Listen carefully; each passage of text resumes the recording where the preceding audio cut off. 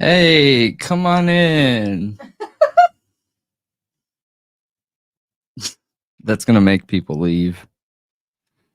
They're going to be like, oh, I'm out of here. What is that weird thing he's doing?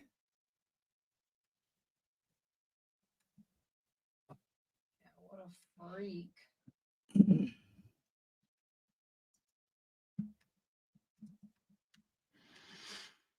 Hello, everybody.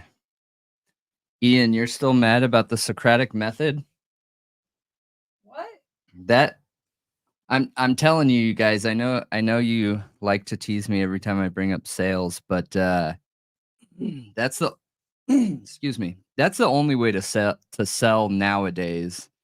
Nobody trusts salesmen. Everybody hates salesmen. So the only way to do it, like the Socratic method is the best method for communicating with someone who doesn't trust you.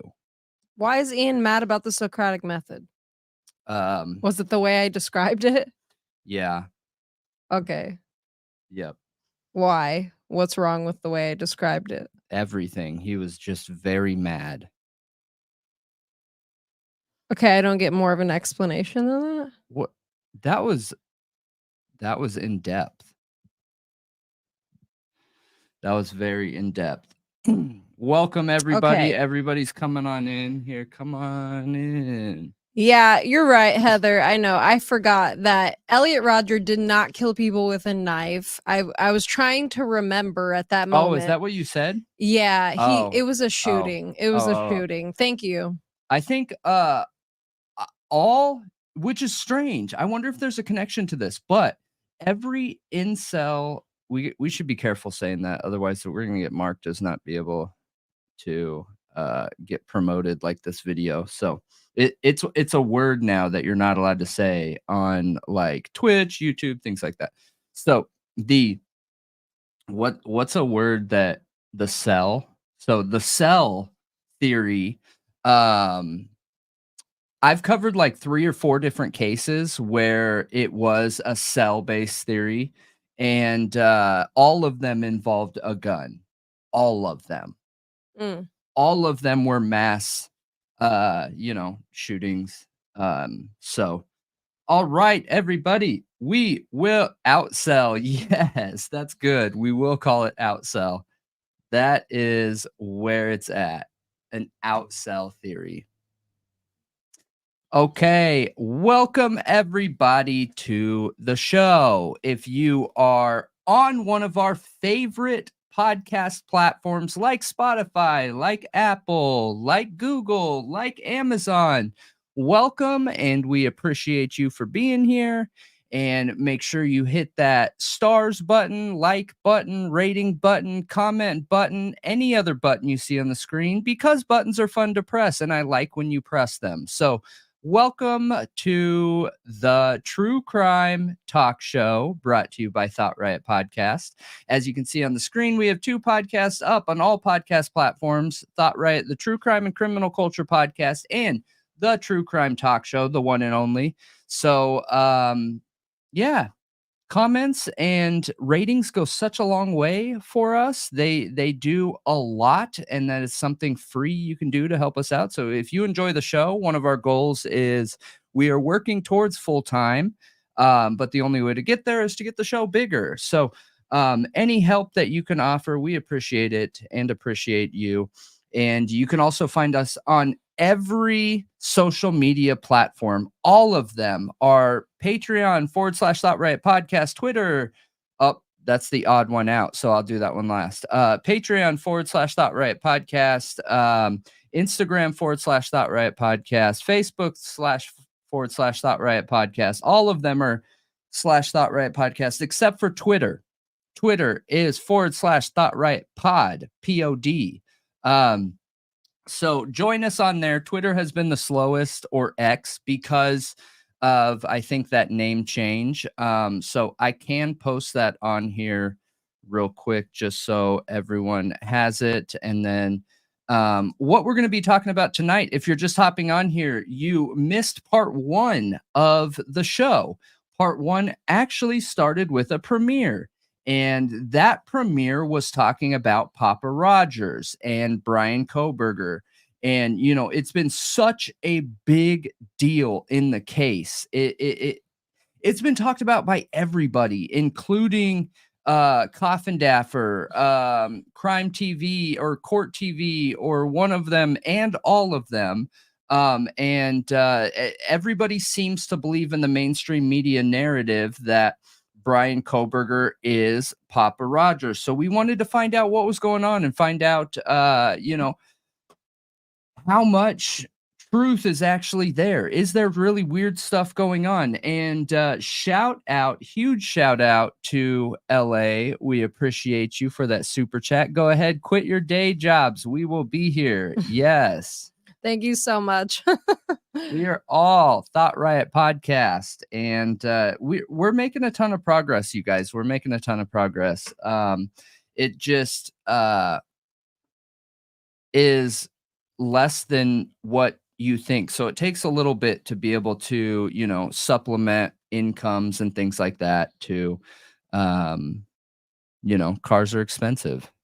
Groceries are expensive, Dude, things like that. Everything is expensive. Yeah, it is. It is. And, but we're getting there. We are. And we're getting there together, all of us together. And it's been incredible. So, thank you all. But getting into the Papa Rodgers stuff, we're going to talk directly about it. We're going to bring up some of the specific comments that were stated.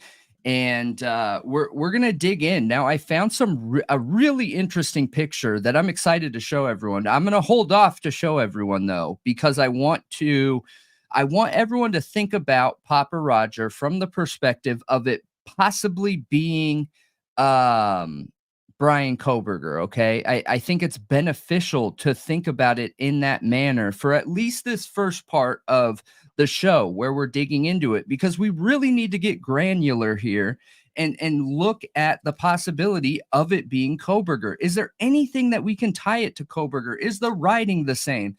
Is the interest the same? Is he curious about similar things? Is the emotional connection to what we saw from his listing that he posted on Reddit and all those other places?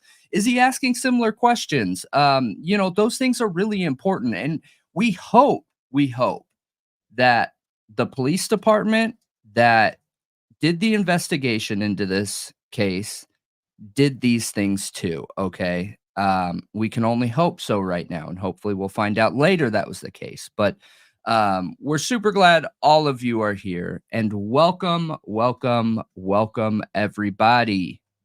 I will show you, I promise I will show you, but let's get through some of the other things first, okay? And we will get to it. Now, I am gonna say one thing here with Discord, just because I think we need to say it every time, because there's some mega Discord haters out there, and I don't know if they're haters because they just don't understand how Discord works. But as Thought Riot Podcast, we focus all of our updates and alerts on Discord and Patreon. Okay, on Patreon we have a free tier, and everyone gets the alerts from Patreon. There's pictures and videos that are going to be going up, things like that, that are going on Patreon that the free tier won't get, at least for right now, until we have more time to do more content.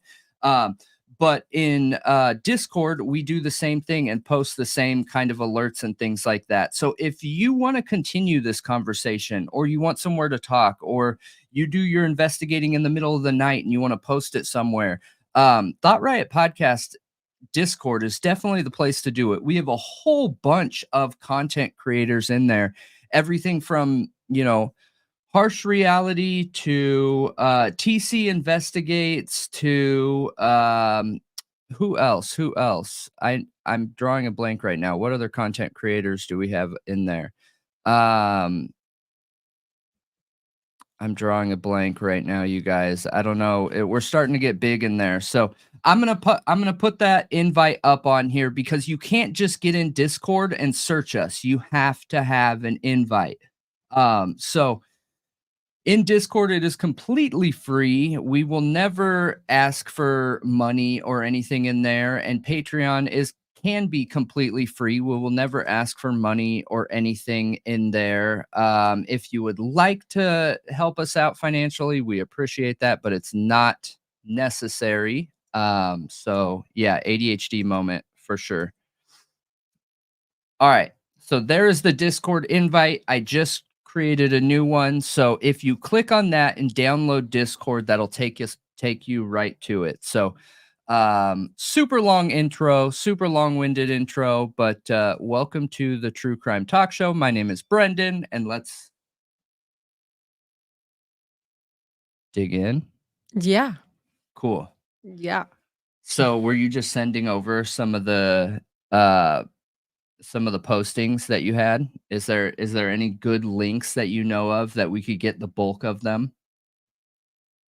No, just what I told you earlier. Okay, yeah. That is like the best thing I have No, found. absolutely. We can do that. I just do you have that video available?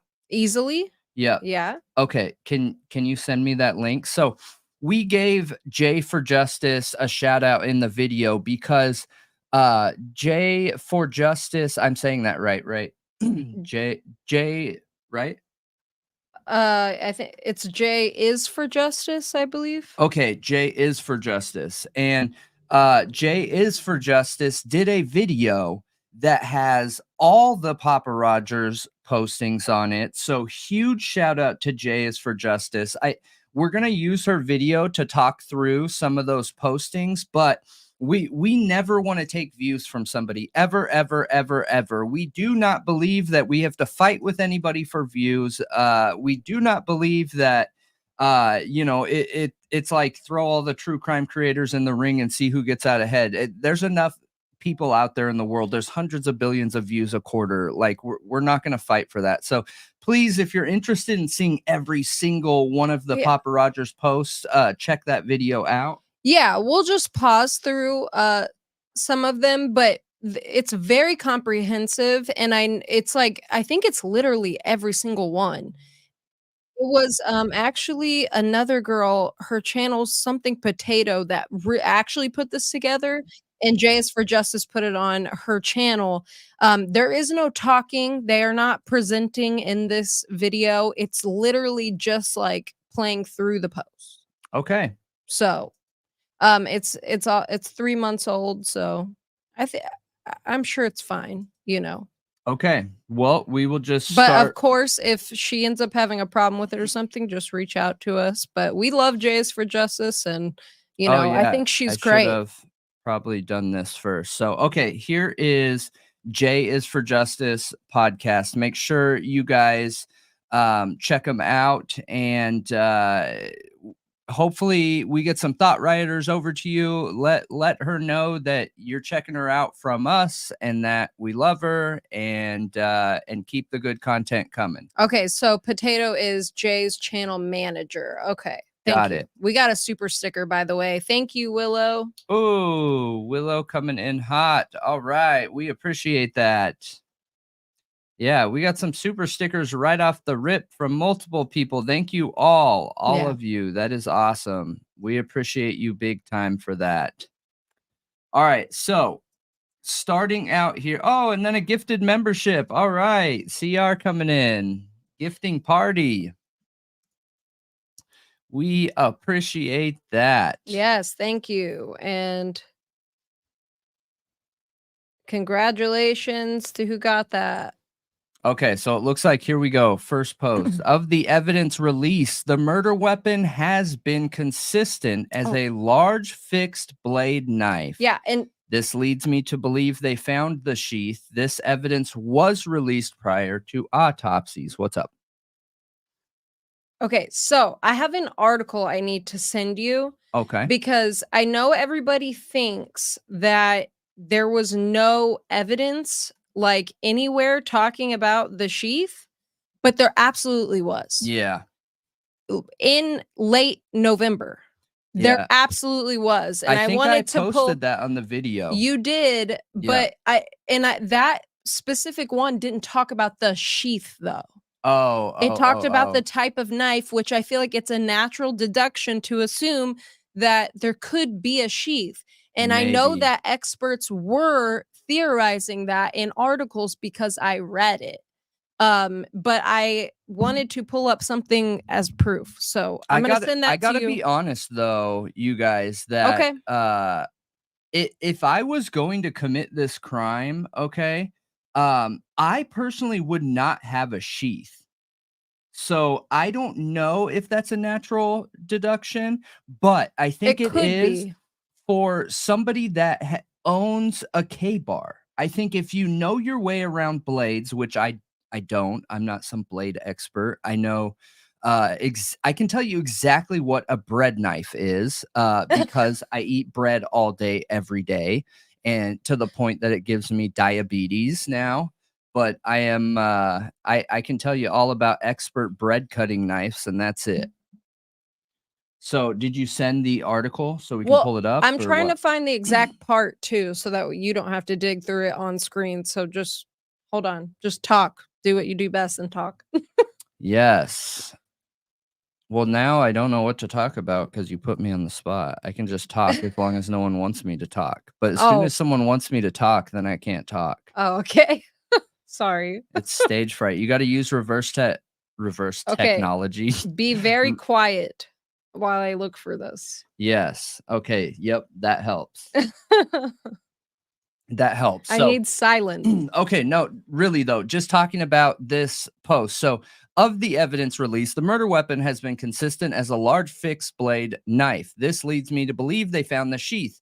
This evidence was released prior to autopsies. Look, this is weird, okay? I see both sides of the argument with this post. I see both clear as day because I don't think that it's common to want to take a sheath in there. I know a ton of creators have said, like, well, what's he going to do? Just walk around with a giant knife? Yeah, actually, that is what you're going to do is walk around with a giant knife. More than likely, what I would expect someone to do, and you guys, I've seen people out in the hoods, on the corners that walk around with machetes, okay? They put them into their waistband and let it hang the inside of just inside of their pants down their leg. It doesn't cut you, it doesn't do anything like that, but I don't think that someone is like, "I'm gonna commit a knife crime, so I need a sheath."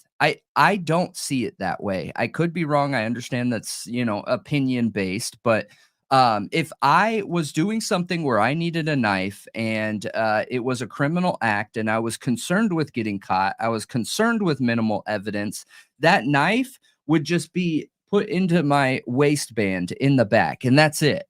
That's where it would go. No sheath, no nothing, just slip down into my waistband. And I think it's strange that the automatic assumption here is this leads me to believe they found the sheath. So, on the Kohberger's guilty front, weird. I get it. I see it. I think I can understand why that would be seen as weird, especially for somebody like Coffindaffer. Wait, that's right, right? Yeah. Coffindaffer. But I can also see where somebody that believes Kohberger is innocent looks at this post and sees, well, look, there's an obvious connection there. Large fixed blade knife, okay? Large fixed blade knife. In order to walk around safely with a large, sharp fixed blade knife, you probably want to have a sheath on it. You know what I mean? And I think that somebody that has no criminal type experience would make that assumption, therefore making both arguments equally important in my opinion, because you want to look at this with the assumption that this could be somebody that has a background in crime, whether it is criminology or being a criminal, or somebody that does not have a background in crime and just understands the details around carrying a large knife. Now, what's interesting though is I do think that if you're a hunter, your automatic assumption is going to be that there's a sheath. What do you guys think? Do you think if you're a hunter, you wanna be able to carry, like, all your stuff on you. Most friends of mine that are hunters have backpacks, have bags, have multiple bags and backpacks, have multiple knives on them, folding knives. If it's a fixed blade knife, there's definitely a sheath, okay? Multiple guns, and, so I think this can be cut straight down the middle. There's one argument here that could help this. And it's exactly what you're looking for right now. If there has been zero talk at this point, December 1st, which we already know there was, but let's just pretend there wasn't. If there has been zero talk at December 1st of 2022 of a knife, a blade being a fixed blade, anything like that, then this would be problematic. This would be very sus, shady, and there's something going on here. However, it was talked about, and it was talked about a couple different times. Now, here's another question that I'm going to keep asking questions in reference to as we're going through this. Would someone local know this information? And we Oh. already know that's true. And the reason why we know that's true is what we talked about in the video here. And I'm going to find it. Hang on one second here. Right.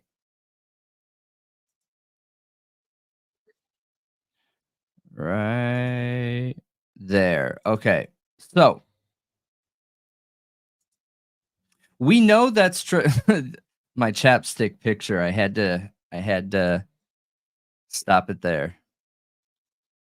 But we know a local could know. And the reason why we know a local could know is because by December 1st, at this point in time, the police on multiple different occasions had walked into Moscow Building Supply, asking specifically about them selling K-bar knives. The is it the general manager or owner? Is this a private owned business or is this a corporation? Um, Didn't you say uh they talked to the owners. It's Scott, Jew or Okay, something like okay. that. Yep. Yeah. So you did give the name in the video. It's not as important to the think tank theory idea right now, but so this they talked directly with the owner of Moscow Building Supply, okay? Meaning that information is out there, okay? Just Mhm. imagine this is such a small community, you guys. And if there's one business owner in the area that's been talked to about the possibility of them selling these knives, that one person could then go and talk to countless amounts of people, whether this person goes to church in a local church, whether this person is involved in whatever. It could be anything. You know what I mean? But that anything could get that information out there. And you guys know how quick information goes. Once it's out there, there's no stopping it. You know what I mean? For And all it sure. takes is one person to have an online account. Did you find it? Everything you were looking for in life? No, because it's actually in one of Ian's articles that he sent me. That's Okay. where I originally read it, and it's a lot, and I did take notes on them. I thought I had it, but it wasn't it.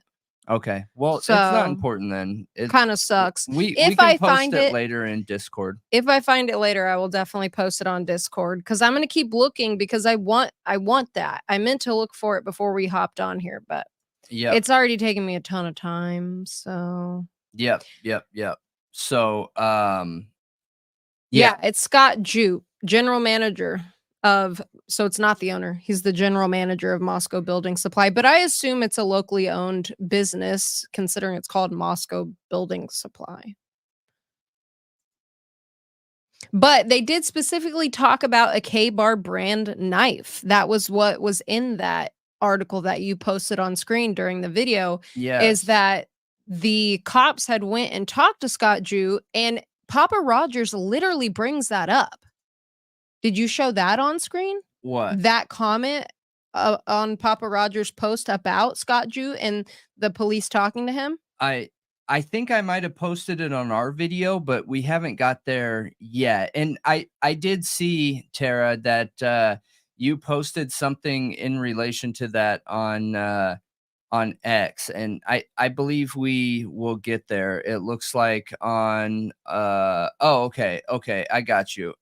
Now I get what you're saying now. Okay, so Tara posted this for us, and I appreciate that. Big shout out to you for that. But this is 11/17, okay? Maybe the sheath was left behind. People were already talking about it. So this is what, 4 days after the crime? Thank you for that, because I know there was speculation going around. I have seen and read the articles and comments myself that people were speculating about that because they specifically were talking about K-bar knives, and they come with a sheath. So people are like, how can they not have the murder weapon but know what type of knife it is? Yeah, And absolutely. you know, like someone like Michael, for instance, who literally owns a K-bar and has used it and has been in the military, they could theorize like, well, maybe a sheath was left behind, because that would be what you need to know what it is, you know? Absolutely. I feel like that could be a natural assumption for somebody who has experience with these type of weapons. And Papa Rodgers, his profile picture could not be super specific or intentional, but clearly he chose a military man for a reason. So that makes me feel like if it's not cops and it's not Kohberger, then it could be somebody who was in the military who has this knowledge. Yeah. No, I agree. I think there's a lot of evidence to and huge shout out Riddler coming in for what is that? Just a like a renewal member for 2 months. I think Or is that like a gift? I don't really know how it works, because Okay. I see that all the time, but Yeah. it's cool regardless. It is cool. Yes. No, big shout out. And we appreciate you being a Absolutely. member and being part of the community. Absolutely. Absolutely. Yeah, I don't know exactly. Do they get to like get a free shout out or something? Like I shout or don't know. I don't know. Or when they renew. Yeah, maybe it's when they renew. Mm-hmm. You guys can let me know what it means. But yeah, this is Crime Soup podcast already talking here on 11/16 about K-bar. So I think that's a pretty obvious connection to make there. And you guys, I think it could be 3 things. This is my personal opinion. But I'm not dead set on this. I think there is good evidence that it could be Kohberger and would make sense it would be Kohberger. I think there's good evidence that it could be police and it would make sense that it's police. And I personally have law enforcement friends that are on social media in an official capacity in this way and talk to people to learn the community. Now, they can't bring charges against people using social media, but they absolutely can find targets to then watch and build a case and things like that against. Or I think that it is a local. That's my guesstimation, but I don't have anything confirming that. I think that it's completely up in the air which one of those 3 it could be. Yeah, I agree with you. I don't think that they had to have some kind of insider knowledge to, because it was speculative, that post, you know, that comment that he made. So I don't know. I know that really was, it really sealed it in a lot of people's minds that Papa Rodgers was the killer. But I have my doubts because of that, because I know I just knew that there was a way somebody could speculate about the sheath being left behind without actually knowing what was going on. No, I agree with you. And Kimmy, you're right. Social media can be used to build a case, but what I mean by that is when they're on social media, there is no warrant for information or anything like that. So depending on settings and all those details, they can't just take like information they saw on social media and go and charge somebody. So a lot of times what they do is they learn about their community and area and then go from there. Well, you guys, look, this post that Tara just tagged us in is from 11/17. Yeah, this. That is before Papa Rodgers ever talked about the sheath. Yeah, He talked 11, about it 16, depending 11, on 17. where you were in the country and what time it was at your home, or what day you screenshotted it. Because I've seen November 30th as the earliest screenshot Yeah, and December 1st as one of the later ones. So I mean, depending on where you are, I guess it was the end of November, beginning of yeah. December, and that was posted before Papa Rodgers. So, Hey, I mean, Rosie. there was speculation going around about the sheath before Papa Rodgers ever talked about it. Yeah, I agree. And huge shout out to Rosie, member for 1 month. Yeah. Super excited to Thanks for have you being here. here. Yep. Um, all right. So I feel like we dug that one out pretty good. Let's see what we got up next here. Do you know, are these in order? I think so, Okay. but maybe not. Okay. They might not be. Okay. Oh, this is going through like all the Yeah, even the comments like under the post okay. and his replies and things. All right. Well,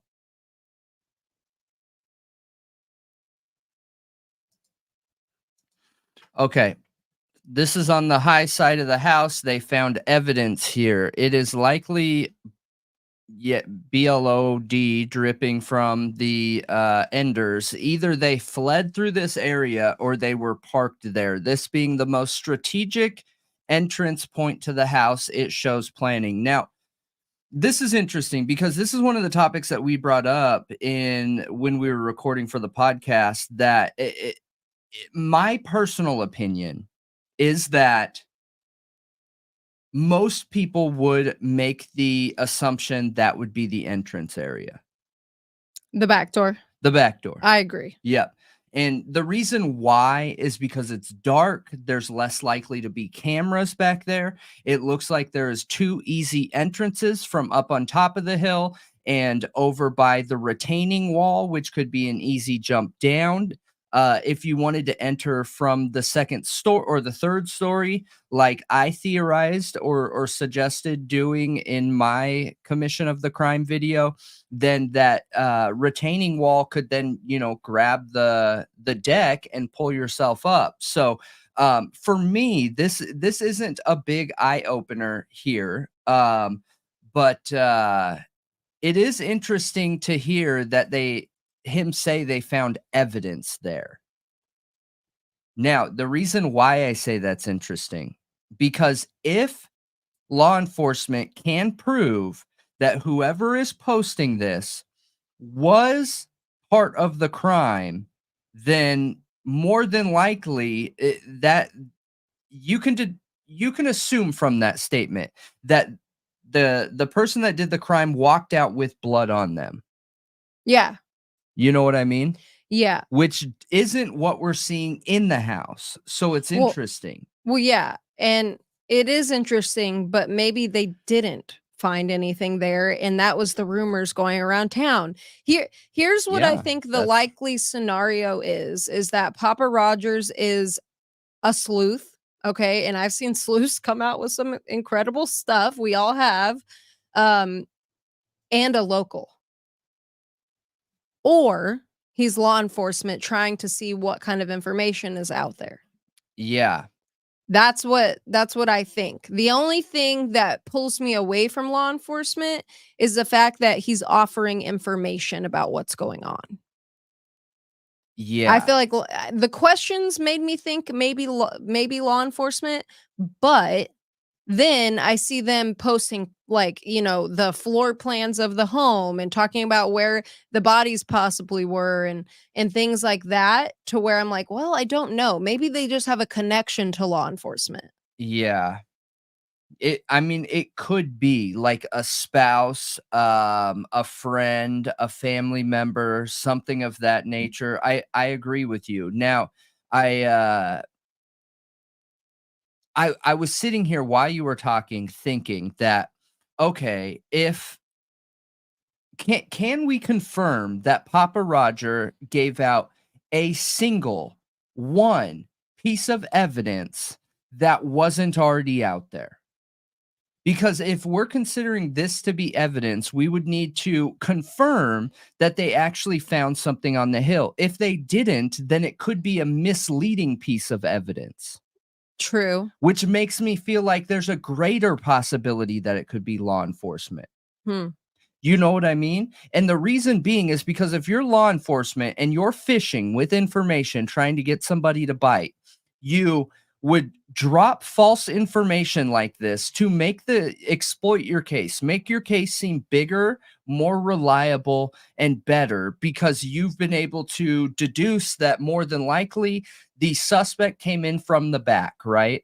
So Mhm. then if you're 70-80% confident that the suspect came in from the back, you could absolutely see police throwing a Hail Mary and dropping information like this saying, yo, we found a ton of evidence back there, um, to make a potential suspect like bite, right? Well, why do you think they found evidence back there? What evidence do you think they found back there? Why do you think they found BLOOD back there? You know what I mean? And I Mhm. think that could play right into law enforcement's hands.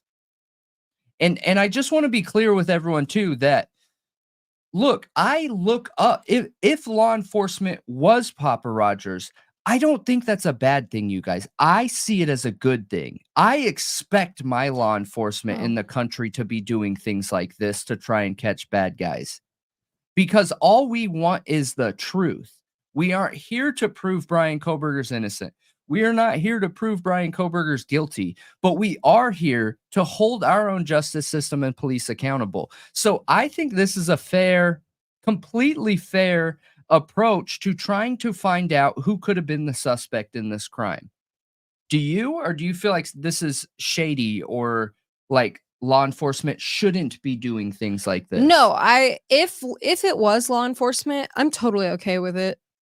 I don't think Yeah, there's anything wrong with them fishing on social media to see what people know. It's honestly really smart. It's super smart. it is. And I do Great hope that approach. they're doing that. Um, If they did it, yeah. yeah, I feel like a lot of times law enforcement are so offended by sleuths when they don't want to show things, when they're trying to keep things secret, that they might not do that. But Or give if wrong there's info. if the we know the FBI was a part of, this investigation as far as, analyzing footage, other things like that. So what if they are the cause of this? Not Moscow PD, but Well, I at FBI. least I would expect that actually way more from the FBI than a local police I department. mean, I have confirmation 100% that Chicago does this, and it's not just them hopping on when there is a case that they're finding information about. They each officer has their own police officer social media accounts. And they are active and they talk regularly and they are in the local groups and they can find information out that way. And like going back to what like Kimmy was talking about and the comment I made where, law enforcement will be on social media and be talking to because you can buy anything on social media if you know the right emotes, you guys. That's not fake. That is 100% real. And that is absolutely how a lot of the younger generation deal dope and things like that. Okay. So if you're law enforcement and you know how to communicate in that way, you need a social media profile and you need that profile to have some time on it. Otherwise, it looks shady having a brand new profile. You need one that has been on there for a while. So, all these law enforcement dudes will have their law enforcement profile where, they'll call themselves James Smith or John Smith. You know what I mean? Mhm. And start building those contacts. Now, you can't hop on social media and just arrest somebody from that. Like if somebody's talking about on social media, oh, I did this one thing and it was illegal, whatever, they can't arrest you from that. But they can absolutely create like a target package, the suspect package, so that they can start investigating from that.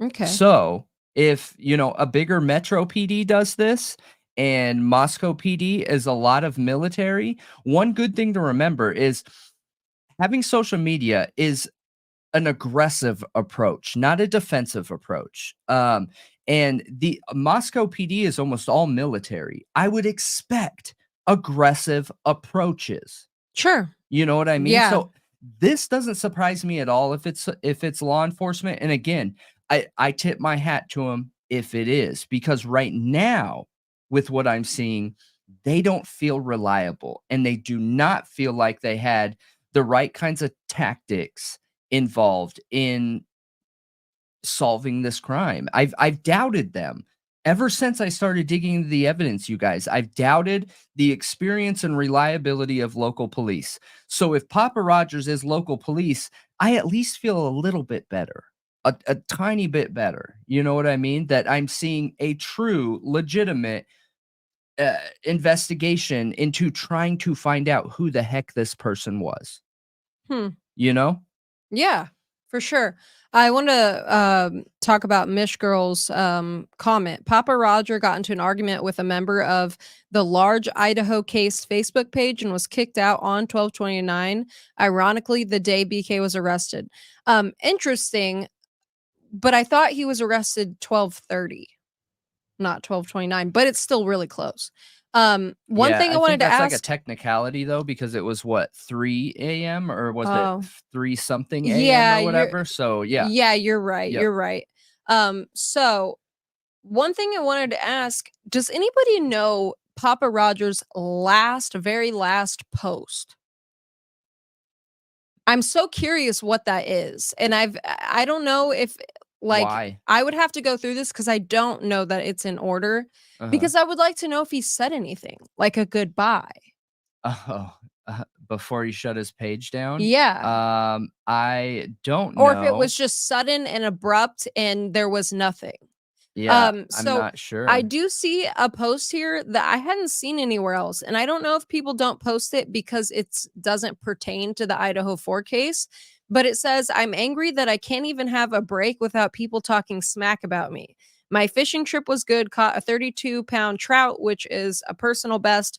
Leave me alone, please. I'm safe and well, just needing some time out. It's been very stressful the past day or two." But it doesn't have a date. It just says 1 minute ago. Hmm, But that's okay. interesting. That's, like, a little more personal than I've seen any of these posts. I mean, you wanna know something funny? Is What? that kind of makes me feel like law that this could be law enforcement, and they're saying, "We got our guy.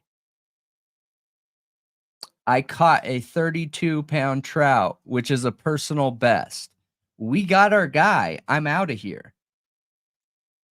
That's what pops up on Google when I search for one of his last posts, but That's I don't have a interesting. date on it. That's interesting. So, does anybody know? Here, go down. Yeah, it is kind of interesting. Um, does anybody have any idea? The page wasn't shut down. They stopped posting upon arrest. They reactivated on July 29th.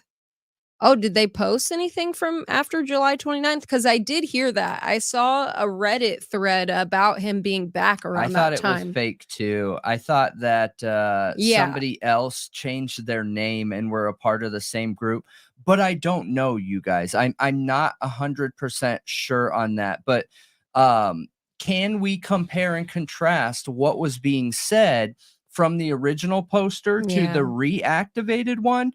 I don't know. But again, you guys, I think that fish comment is, look, it's something I could see myself doing, like putting myself in the head of a police officer, and you did what you needed to do with that profile. So what would be funny saying, we went fishing and we got it, and saying it without saying it. I understand it's a little bit of a joke or whatever, but I can see it, you guys, and I don't feel like that's tin hat at all. I don't feel like there's anything weird about it. And like I said, I I I hope it's law enforcement. You know what I mean? Yeah. I mean, honestly, if Bryan's guilty, I hope it's Bryan because that's more evidence to it. And I hope they got the right guy because I'm terrified if they don't. It's an awful situation if they truly have the wrong dude here. And but the rest of the evidence feels not so reliable. You know? Oh, thanks for being here, Plumbing. What? He's on an emergency leak. Oh, He's no. like on the job watching. That's hilarious. Yeah, hopefully your phone doesn't die, but Yeah, hopefully it's not too dirty. well, wet. Hopefully it's not too wet. Yeah, hopefully it's not too moist. Ew. Okay, so next post here. You guys think that law enforcement would leave up the posts for all to read? I don't think they did leave up the posts. All the posts are gone. No, the profiles are gone. All we have is screenshots people have taken and then have, reposted, just like 4chan. Yep. But 4chan, you can go back in the archives. Papa Rodgers, I don't believe you can. So, But you know what's interesting, you guys, is that oh, you can still see them? Like, is there an archive out there? Because I couldn't find it. you know what's funny is I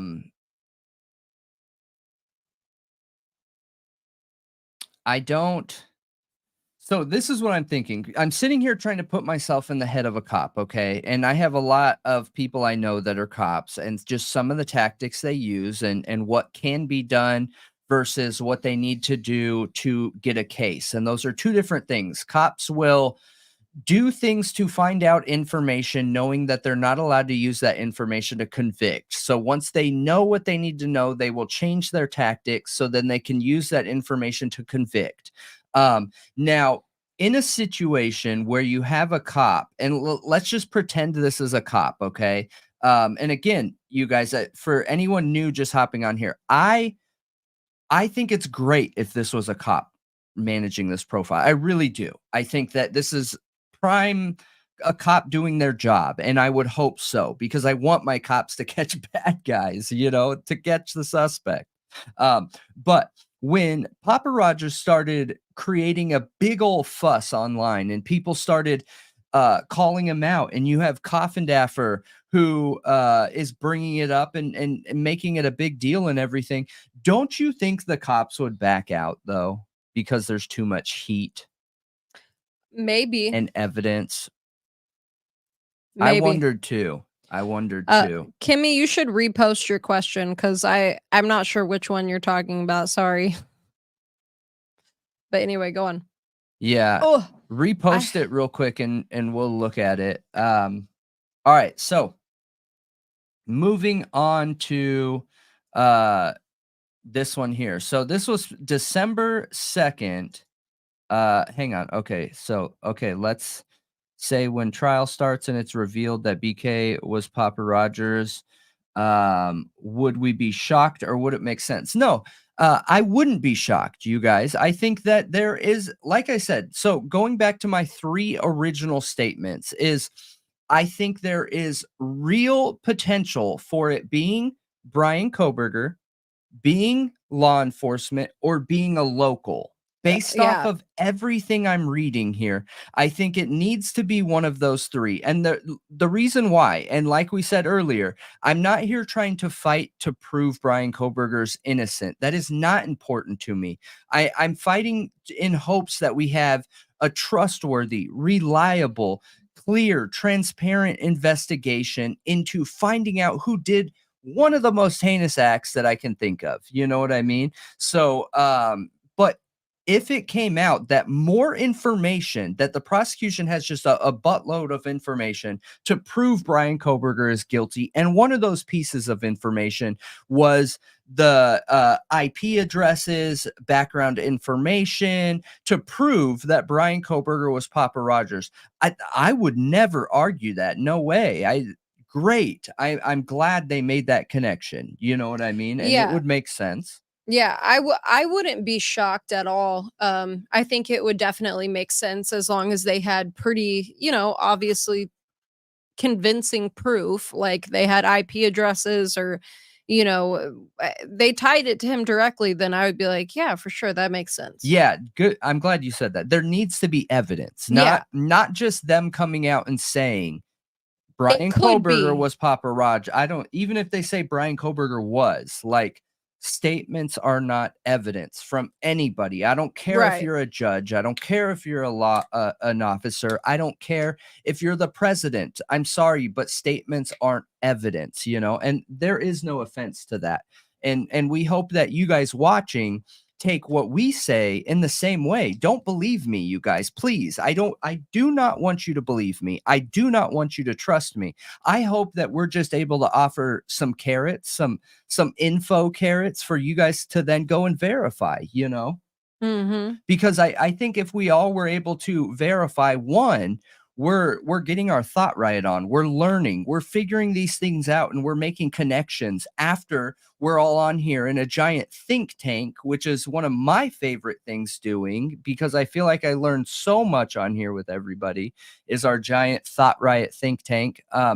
But you're also verifying whether the information's true or not. You know what I mean? Yeah, for sure, and thank you for posting that, CH. If you wouldn't mind screenshotting it and putting in Discord, I would love that. But honestly, What's up, Diggs? we might actually have that in this video right now. Yeah. I think I remember that one, so you don't have to.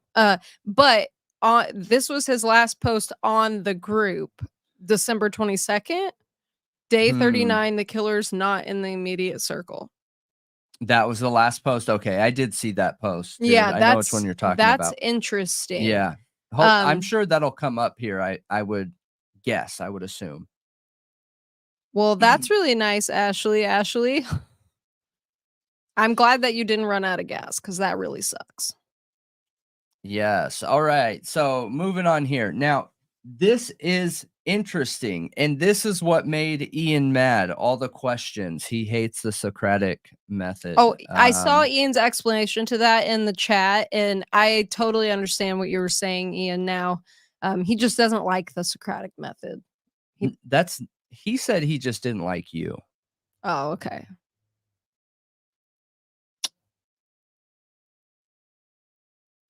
Okay, so December 2nd, you know how much hate I'm gonna get for saying that? Okay, He should so clip it out of context. December 2nd, 2022. How do you know they found evidence? Okay. Number 2, how do you know what that evidence is? 3, stop spreading rumors. You're not helping. Okay. Okay. How do Yeah. you know they found evidence? How do you know what the evidence is? Stop spreading rumors. You're not helping. There are no rumors here. Move along. Okay, that's why I didn't have the rest of it shown. Right. Yeah.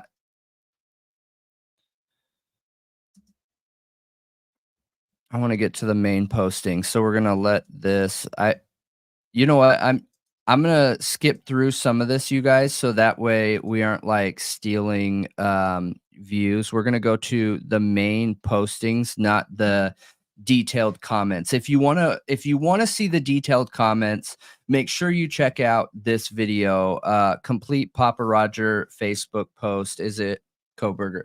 All right, so one of the questions Papa Rogers asks, okay, this is on December 3rd now, and this is in order by date, so that's phenomenal.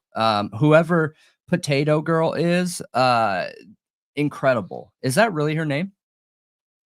Or am I That's what being, they like, call her. offensive? No, that's Oh, what they okay. call her. Okay, so shout out to Potato Girl. So did the killers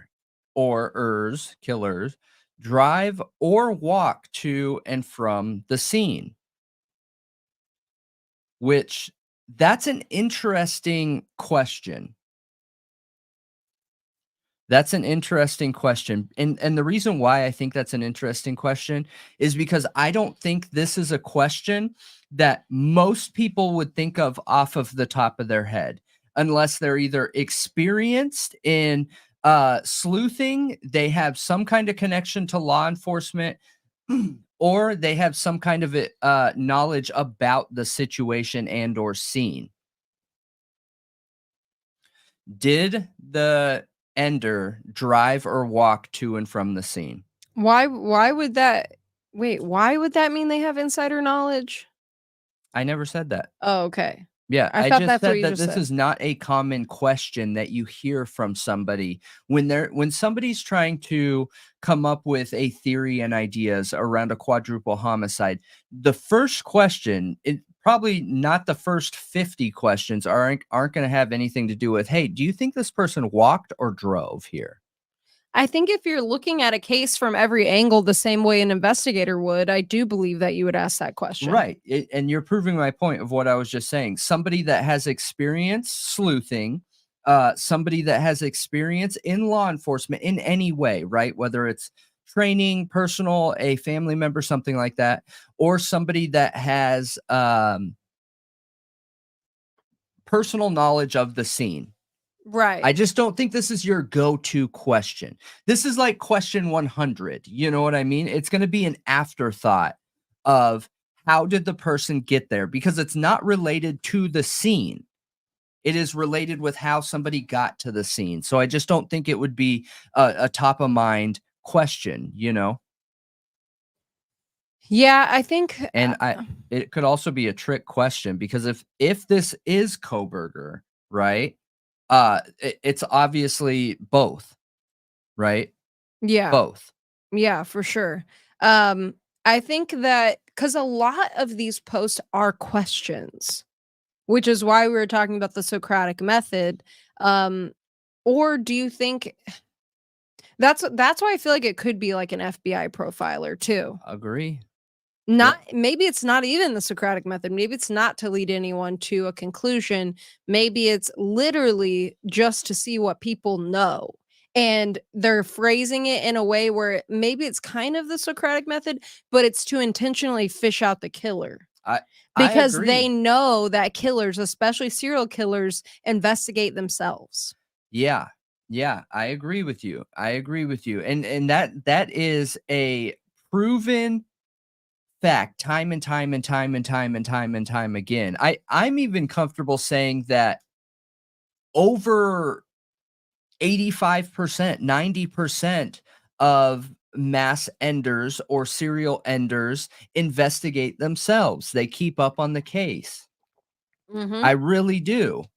It's just changed over the years. So some of the biggest serial enders obviously didn't have the internet. So it would be them going to buy a paper and reading the zines and things like that. But I agree with you. I think that looking at this from the perspective of it being either a local or law enforcement, um, it could be phishing. So Kimmy believes that it's unethical to profile in this way. In which way? Using posts like this, that they go through a ton of college to profile out of the gate. Yeah. I don't know if it's unethical, and I think they do it. Yeah. Yeah. Like, I think it happens all the time. Yeah, I said, I don't think that they're gonna use it for evidence. I think they were in a tough situation, you guys.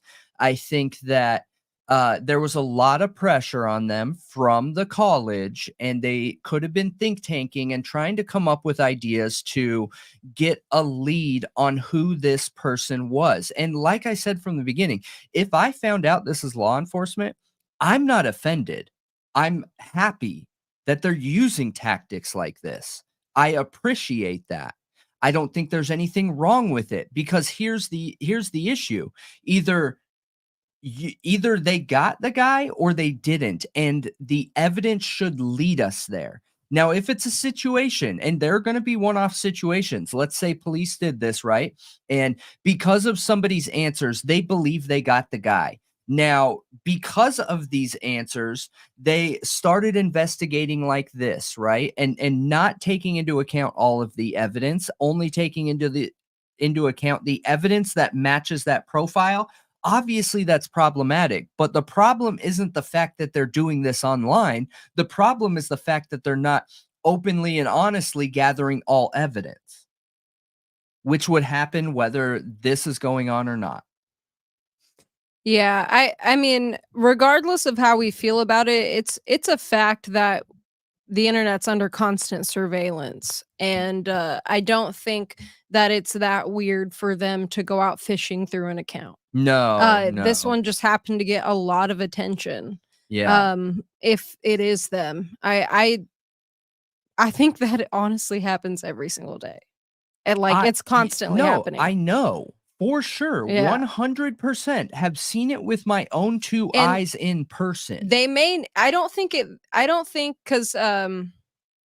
think it's a waste of time at all. I think that even if they can't use it in court, it's like a tip. Like they can get a lead, Yep. or if they end up finding, linking some kind of evidence and find an IP address and locate somebody, they will use that in court. Mm. So I mean, I think that it makes sense.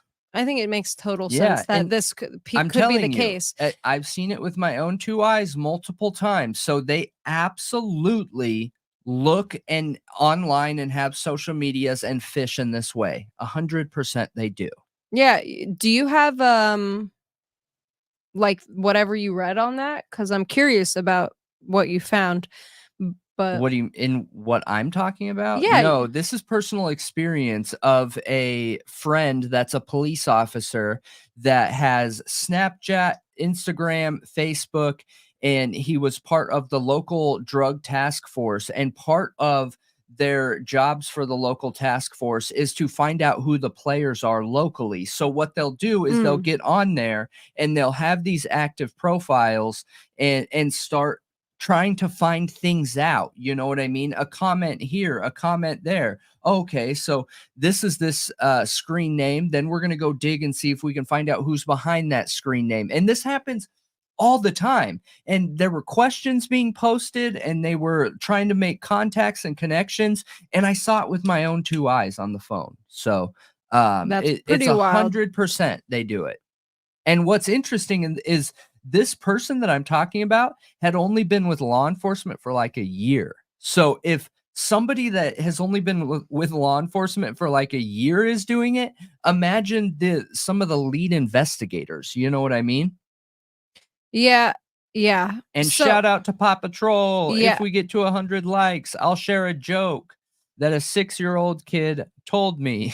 If we don't get to 100 likes, there will be consequences. Danny also just brought up that Chris Hansen has caught many pedos this way, Yep. and he has, and lots of other people use that method too, not just Chris Hansen anymore. He was kind of Mhm. like a trailblazer with that, and now there's a ton of shows like that out there, and they do that like within police departments now. I know that in Florida, They just can't they are use that. constantly unearthing people like that. They just can't use that to convict unless it's posted on a public, bulletin or they have a warrant for that information. But Yeah. they fish on there 100%. It's not a guess. That's why when I see this, number 1, I'm not surprised if Papa Rodgers ends up being law enforcement, okay?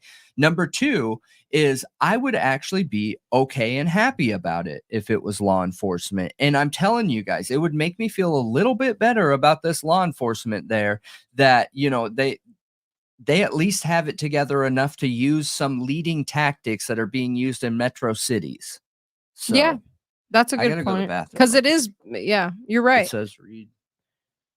Jenny's comment? Oh, yeah, yeah. Okay, so we were a small force, 400, and had at least 50 doing it. Yeah, yeah. I, it's not guessing. I promise you. I saw it with my own 2 eyes, you guys.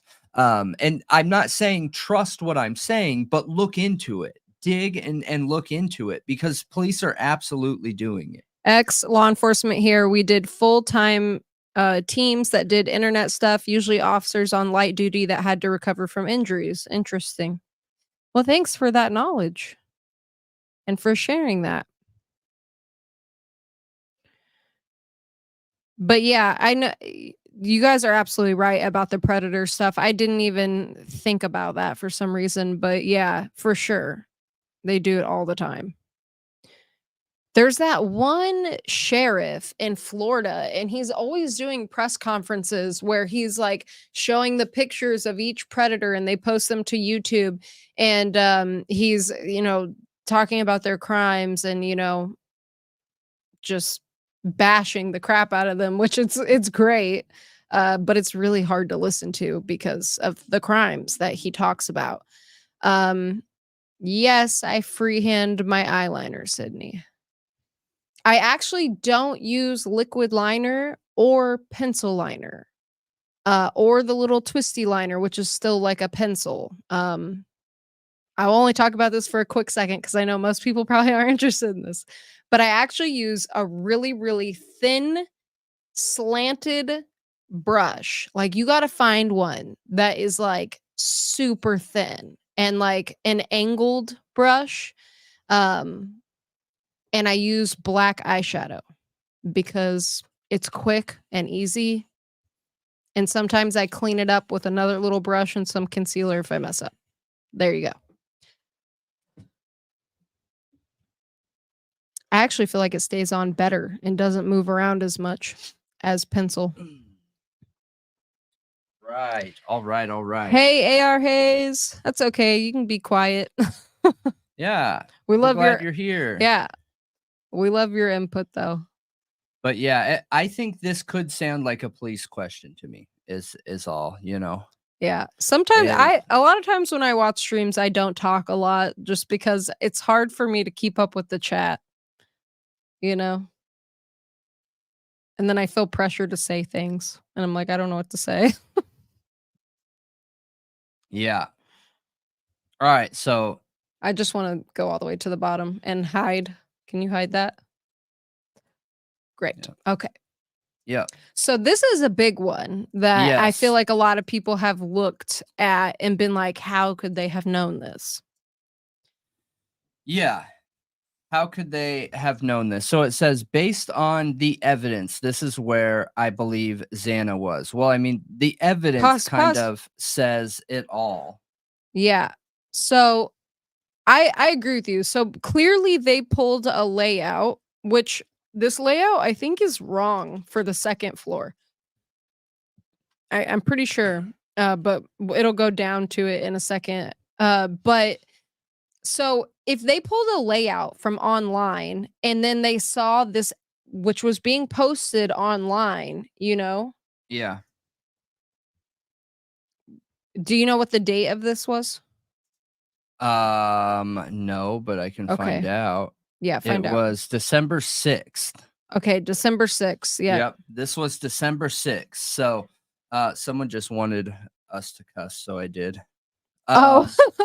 So I think this is obvious. This is another obvious, and this is one that you brought up when we were recording, and I think that it could be general knowledge of the area, but I understand where people are coming from because he had the name, and this is December 6th. So he had the name of what? He was using Xana by name, and Xana's name was already out. I understand that, but there wasn't that many layouts of the house and placement of bodies.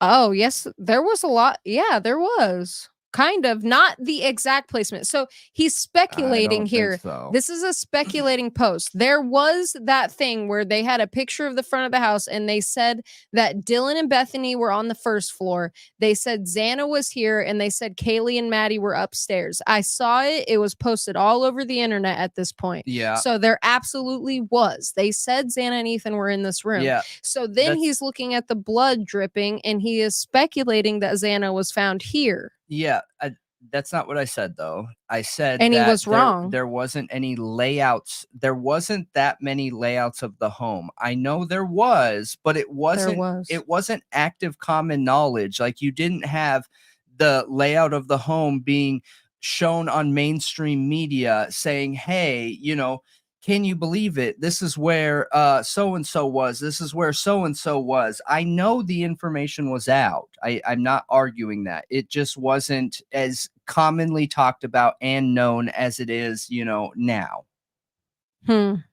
So. Yeah, there was a lot of layouts out.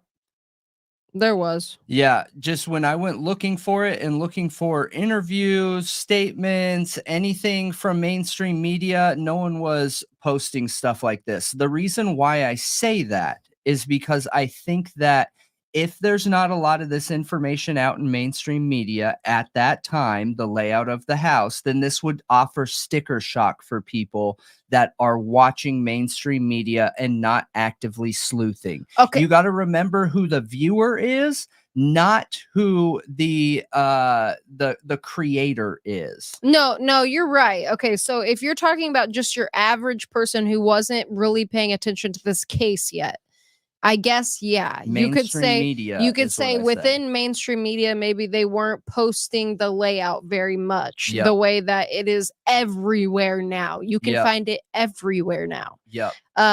So I guess it was just less than it is now, I guess you could say. But there absolutely were layouts posted. I know there were, and there was quite a few. Daily Mail posted some, others posted some that I saw. I'm trying to think. CNN, I think, might have even had one. But I don't know that they didn't have like bodies on it. They just said like exactly where they thought they were in the room. They didn't have that because the PCA wasn't out yet. So they said, oh, they were in this room, they were in this room, they were in this room. They did not show like, oh, this person was exactly here within the room. This is more than likely wrong, though. I know that character analysis shouted us out, but I haven't seen it. Awesome. Yeah, it is awesome. I haven't seen it yet, but I will definitely go check it out, and that is great. Yeah, that is awesome. And I'm glad she felt comfortable doing that, because one thing I was a little bit worried about is some people out there, I'm not saying her, I'm just in general, some people out there can't handle when someone responds to a video, and I like her content. She's phenomenal and she does great things. I just feel I just had a little bit of a disagreement with some of that information from the video. So I'm glad that we were able to get some people over to her, and I appreciate all of her input, and shout out to her. Yeah. But so yeah, I think this is sticker shock is where I'm going with it. Yeah. I see what you're saying. And yeah, for sure. If CH and J Ray, if you guys want to post some of the layouts that are posted in Discord, I mean, we would definitely love to look at them. I don't think that there were like they were placing the bodies in very specific spots. You got to remember the medium, okay? And this is on a Facebook group posting these where if they're standing out, it's because there wasn't other ones out there in this manner. So there's something here. And if I had to guess, it's the sticker shock factor, which is the same thing that I deal with every day in sales, right? Somebody is expecting to see one thing and you show them something else. So the initial is much bigger deal than it actually is. And later you're able to connect some dots and realize that, oh, okay, well, now that I'm looking at it from this manner, I can now understand and see how this person came up with this information, and it's not necessarily insider information. So J Ray mentioned News Nation, and I just want to say that News Nation has become way bigger in the past year than it ever has been before because of their coverage on true crime cases and the alien stuff. So News Nation was only created in 2019.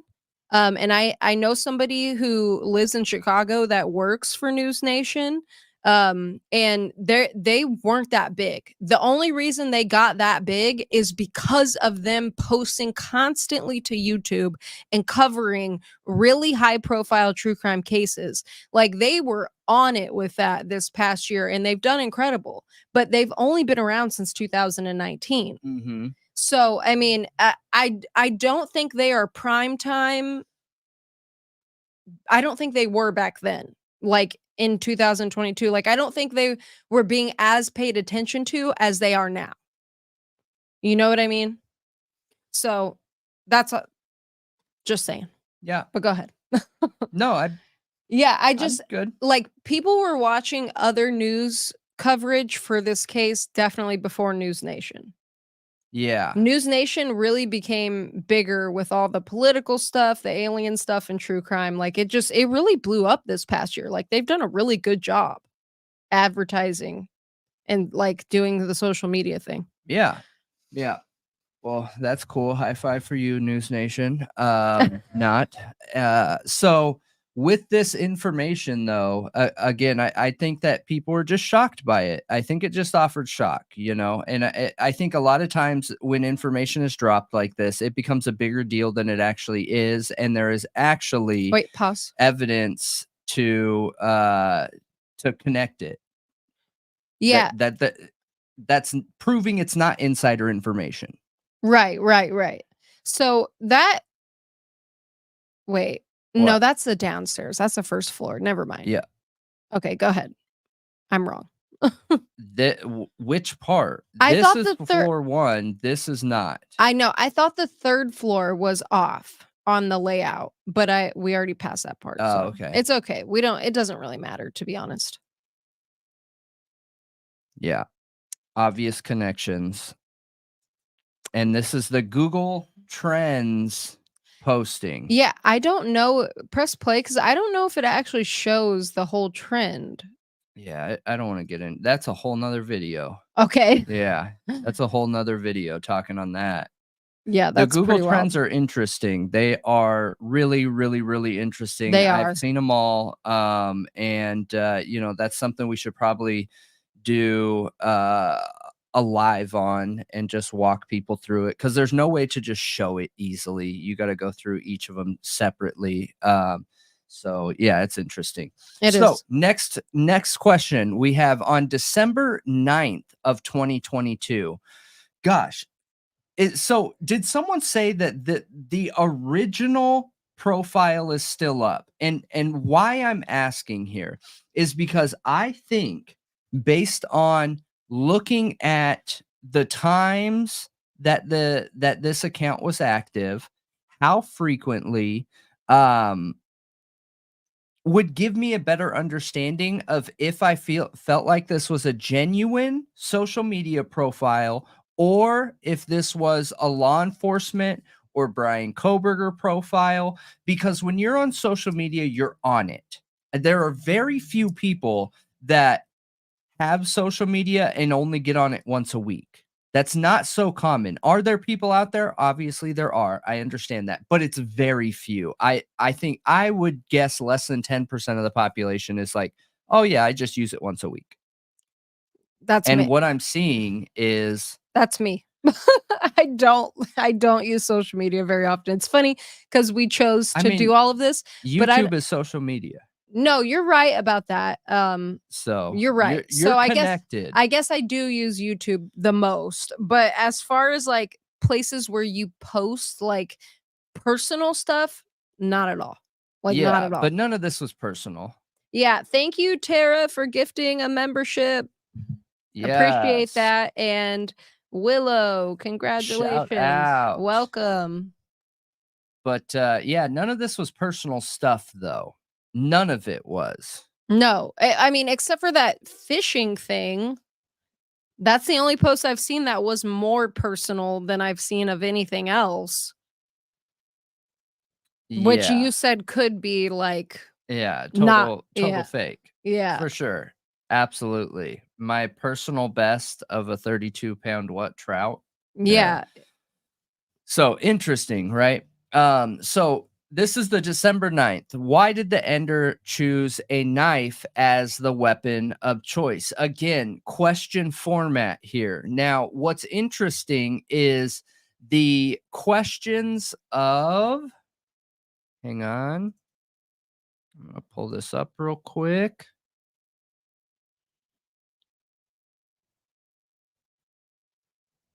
Where did I put that?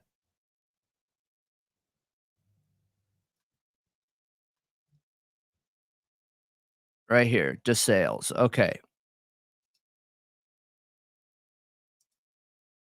And we've been getting into looking at like questions. I found the post where a moderator said they removed Papa Roger. So why the Ender chose a knife as the weapon of choice. Okay. Then we have the DeSales University questions. What were you thinking and feeling before leaving? Is there anything else you did? Why did you choose that victim or target over others? Why did you choose that? Yep. So it's interesting. And the reason why I'm making this connection is because quite a few people have said that there is some correlation to the Papa Rodgers stuff and the DeSales University questions. So Yeah, I wanted to mention this moderator's comment about removing Papa Roger from their group, but they said basically he was never an admin or mod with that group. He argued with everybody incessantly, said creepy stuff, and posted similar question to Bryan's crime questions. They removed him at 7:10 the evening before Bryan's arrest. He created a group page and had 6 people in it. No one has heard from Papa Roger since the arrest. Interesting, right? Do you think she was the first person to like, start that? Like, oh, that's weird. It's really close to his questions. yeah, I don't know. But To me, they're just basic questions. do you feel like they sound like Bryan Kohberger's questions? I cannot tell from this one-liner. This is not enough. There is not enough personal writing style in this to give me what I would need to make my best guess. You know what I mean? I mean, they're not the same, but they are like, why do you think the killer would choose a knife? You know what I mean? Like they are like thought-provoking questions. They are like kind of more profiling questions, I guess. Maybe. I don't know. I don't think it's profiling questions because to me the why doesn't matter. What does it matter? Why they chose Well, the because knife? why? I mean, Like, how's that gonna help helps an you investigation? that helps you profile the killer. Okay, but how would it help the investigation? I mean, well, for one, it's you would think, okay, so why would somebody choose a knife? Well, knives are quiet. They're Knives are personal. up close and personal. Mhm. They could quietly, stealthily incapacitate somebody pretty quickly if they were asleep. Right. Or they took them by the surprise. Maybe it's because they enjoy killing. This isn't like a rage killing, or it is they thought a knife would be more brutal. Um, or they Yeah, have some kind of personal affection for a knife. I just personally don't see the value in helping the investigation with that. I think that they could I think gather investigators ask that question. I think they already have that.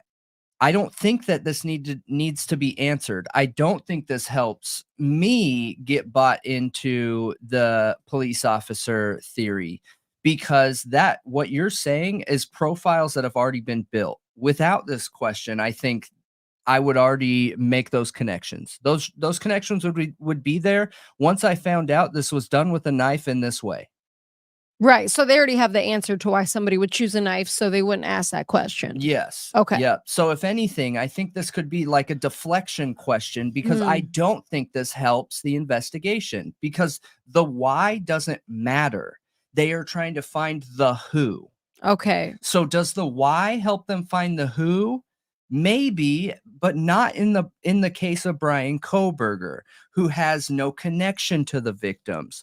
If it was somebody that was really close, maybe I don't know. I don't know. It could just be another fishing question.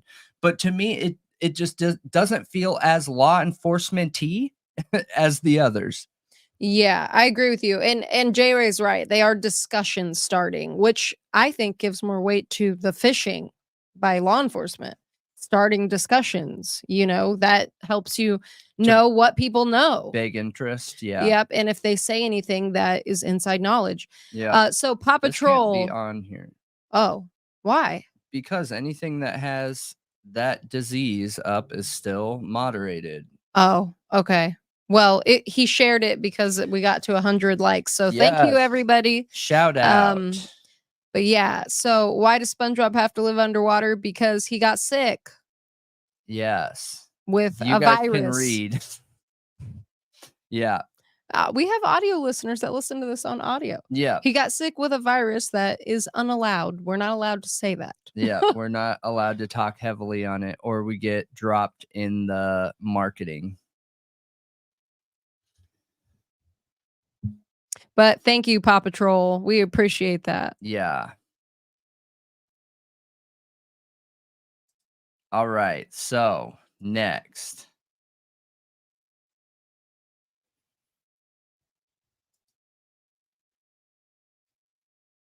Oh, so one of the options is they couldn't get a gun. Maybe. Oh, okay. That's interesting. But they could get a K-bar knife? Yeah. I'm sitting here trying to think. Have I ever heard of a situation where someone wanted to get a firearm and was unable to? No. No. No, If you're you gonna wanna get a get gun. one, you're gonna get one. Yeah. Literally, I think the first time I ever got a firearm, I was, like, 13. Yeah. Terrible. Yeah, and it was super easy. I wasn't like I was, you know, I didn't grow up, like, in the hood. Yeah, and I'm glad you said that, J. Ray, because I think in Idaho even more so because of how many people hunt, because of how many weapons are out there. I think it would be very easy to get a firearm, but could this be an approach that police would think, "Oh, Kimmy coming in, gifting 5 memberships." Thank you, Kimmy. Appreciate that. That is Congratulations, everybody. Everybody's, like, awesome. in the Christmas spirit. Oh, A.R. Yes. Hayes got gifted one. Oh, that's sweet. That's A.R. cool. Hayes, don't retire. He said he was gonna retire From what? from YouTube. Why? I don't know. I think I saw him say that he was gonna retire so he could watch Thought Riot every day. That's super nice. But yeah, don't retire. No, we wanna collaborate with you. Yeah, don't let the drama get to you. That's why we don't. I wonder if you've been getting the haters. So any male female duo on YouTube get so many haters. I mean, I think I get more than most just because of how I talk. I talk so aggressive. Not aggressive. I talk confident, but Hi, people Cynthia. take that as being aggressive. And all the time, dude, all the time. It happens like 10 or 15 times a week. People are like, "Oh my gosh, look at how Brendan talks to her. When the cameras are off, he must be like physically abusive and doing all just the most ridiculous stuff." It's super funny. It makes me laugh. Well, I usually highlight those comments because they're so ridiculous. Yeah, I love them. a lot of female and male duos, you're right. They get hate like the Yep. guy is abusive, or Yep. you know, from the opposite end of the spectrum, you get people saying, "Oh my gosh, I can't believe she just cut him off." You know what I mean? Yep. There's so many people that for some reason just want to think people are being abusive to each other. It's Yeah. really, really strange.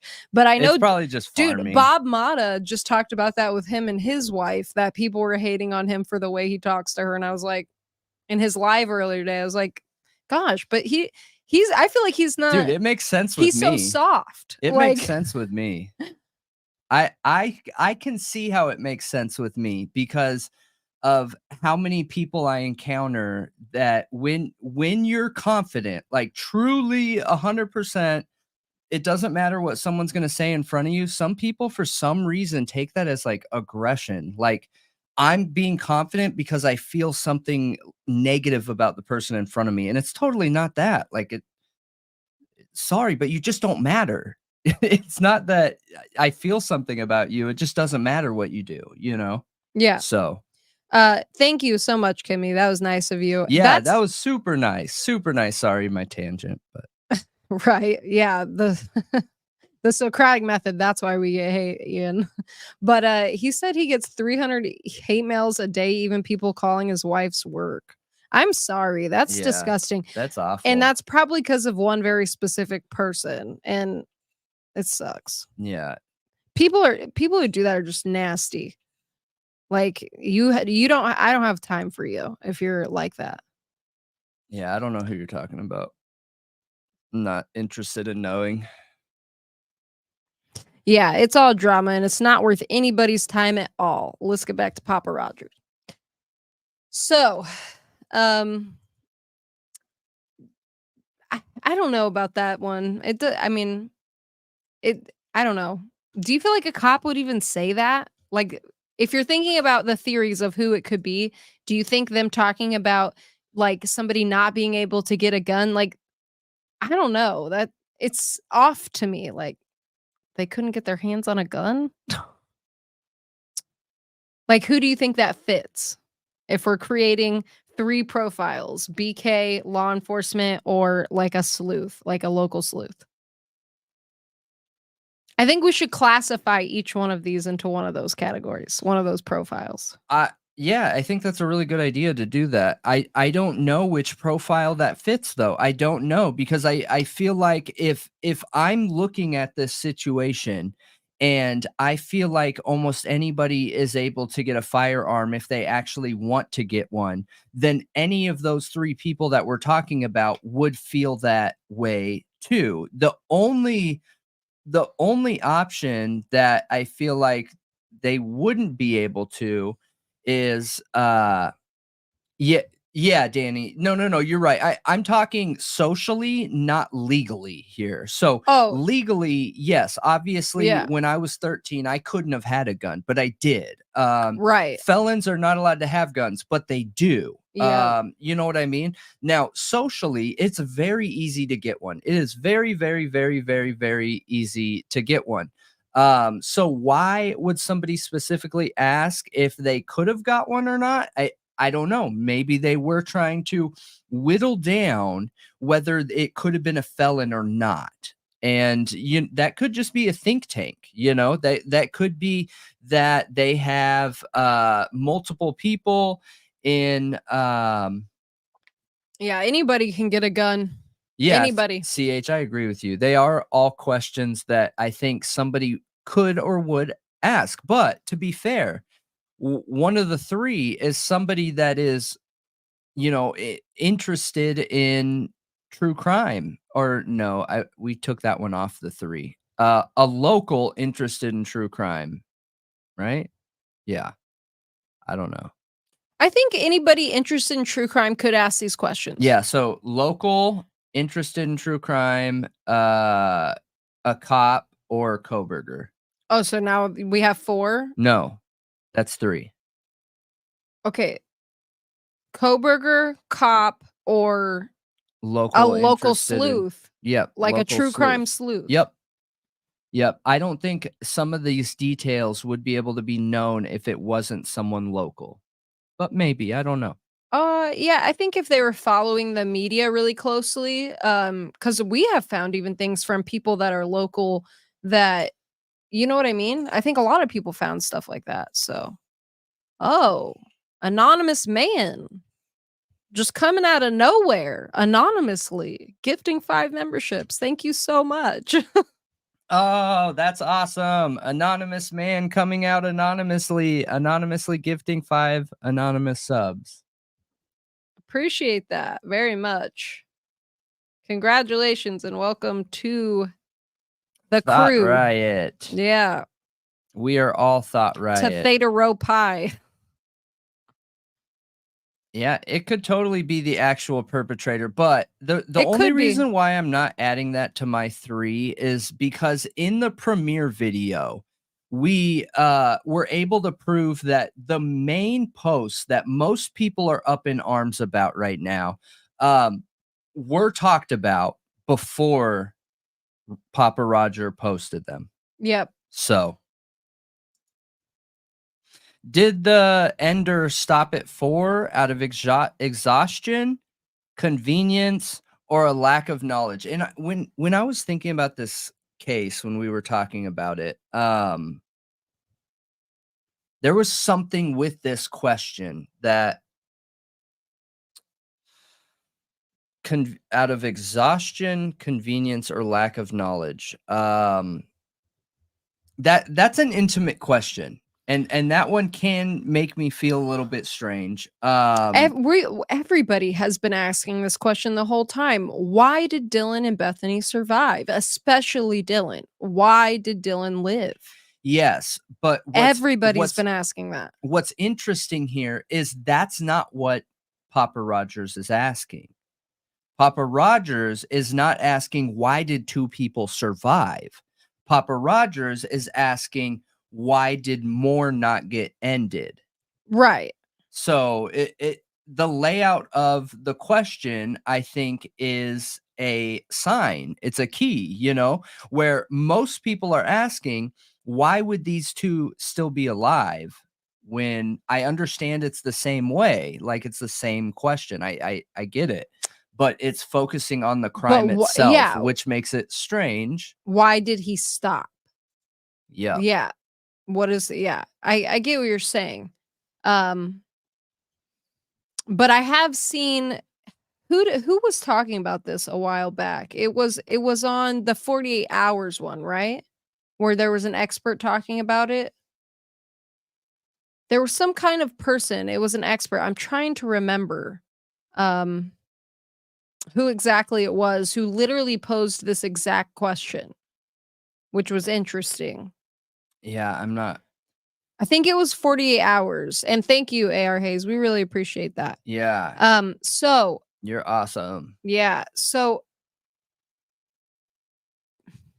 I don't know. I don't know if I feel that it's weird, to be honest. What, this question? Yeah, I don't know that it is. I mean, for me, it's strange because of he's trying to get in the mind of this criminal if he's not the criminal. And it's strange because the way that it's asked, okay? And one thing that cops do is they try to get into the mind of the criminal. It helps them understand. They do that by learning, how statistically criminal minds work, what they're most likely to do. There's profiles around types of crimes. There's profiles around people that use knives. There's profiles around people that use guns. There's all these different profiles. So for me, this is getting into and behind the eyes of the ender, and not focused on the victims. So could it be something weird? Maybe. Could it be nothing? Yeah, absolutely. It could be nothing too, For sure. I don't know. I feel like I think I would ask this question. I mean, early on, like, why did he stop? Why were there two survivors? And at this point, he already knew the layout of the house. And I think, like, anybody who's trying to play through the crime and is thinking, like, okay, who was the target and why? And then you realize, okay, well, they went in the back door and they went upstairs to Kaylee and Maddie, which is assumed to be first. Why didn't they check that door? Like, how was Dylan able to avoid that? Wait, December 9th? That's a whole topic all on its own, I know. Wait. We have to go back, though, because December 9th, we didn't have the knowledge we have now. At this point in time, were they still saying that Dylan and Bethany were on the first floor? Because I don't know if we knew Dylan was in the route of the killer yet. Because initially they were telling us that Dylan and Bethany were on the first floor. And I think the PCA is what changed that. Okay. I don't know. I don't have enough just memory to be able to throw that off the top of my head. J. Ray said yes, that's the case. So okay. Interesting. Because my immediate thought would be, well, he came in through the back door, so the first floor is kind of out of the way. Yeah. And you don't like, why go venture down there if you don't know what's down No, there? I agree. That's been one of my questions from the very beginning is if you enter in the back door and you have two quiet people downstairs, and maybe they just didn't go down there because they didn't know someone was there. I don't know. I'm Hmm. not sure. I think it could be an endless amount of possibilities. And without knowing more details, I don't think that we're gonna know. I don't know. Not sure. Hmm. But Yeah. Interesting. Yeah, maybe they yeah. were both on the first floor. That would be wild, wouldn't it? Yeah, it Wait, in it the would be wild and it would not surprise me. yeah, it wouldn't surprise me either. Okay, so do you think that would you categorize that in either 3 profiles of a question or no? It's just a toss up. You know what would be really crazy? If Steve is Papa Rodgers. Oh, Steve Or Gonzalez, yeah. Olivia. Olivia. Oh, Yeah, they both admitted they've done investigative work. I think Olivia is the main investigator, but, yeah, whoa, that would be wild, wouldn't it? it would be, yep. That would kinda make sense, though. Hmm, yeah, Hmm. it would be. So, okay, going back to your original question, They would have some kind of insider knowledge a little bit. A little bit. yeah, They yeah. have they may not have much more than us, but they have a little bit. Oh, yeah, for sure, absolutely. If I was in their family and something like this happened to me, I would call the police every day, and I would try to get some kind of info and knowledge and Oh, whatever, me too, so, yeah, 100%. I'd be on it. absolutely. Now going back to what you were asking, what would I categorize that most likely to be under? I would probably say that, it's most likely Kohberger or police. The only thing that I'm gonna have a problem with is I feel like police and Kohberger are going to be the go-to for most of these. I really think so. Oh, I am leaning sleuth a lot. Because really? A lot. A Not lot. me. 'Cause, we've already proven a lot of these Kohberger posts, they have no insider knowledge. so and y one thing to remember is Kohberger has enough training to be a police officer Mhm. right now. Mhm. So, he just hadn't That's gone through true. the academy, but has gone through multiple different, law enforcement programs, training, and was going for his doctorate in, criminology focused on cloud-based forensics. Yeah, I'm totally leaning more towards sleuth. Just that's just me, though. I'm gonna go quickly past this one because why do you think the dog was spared? That does feel more like local sleuth or the suspect, aka could be Kohberger. What do Hmm. you think? I still feel like it's like a sleuth question. Okay. But I mean, I still or I don't know. A lot of these for me could go either way Yeah. because of you know the discussion starting. I could see the benefit for Brian Kohberger or whoever's the killer to ask these questions to have a discussion to see what people know, and I can also see the benefit of law enforcement doing that. Yeah. Like, law enforcement, I see it the most, though, like, the major benefit for law enforcement. But I could see a killer, like, almost getting off on people investigating their crime. Yeah. I've said this for I agree with you. I agree with you. And I think that just made me think while I was thinking about the dog and everything is I keep going back to my personal commission of the crime and the dog being locked in that room. It makes me feel like that the entrance point could have been upstairs in the open room, and when you open that door, that gives the dog the chance to come in there, you know what I mean? And close the dog in because Oh. that remember, that's what I said I would do if I was entering the home and I wasn't already in there waiting, I would enter through the top, through the sliding glass door and open the door, and a dog will smell you and smell that something's different there, and a dog will come looking eventually, you know? Dogs can also hear things that others can't, so you could do things that would make the dog hear and have the dog come in the room, and when the dog goes in the room, you go out of the room.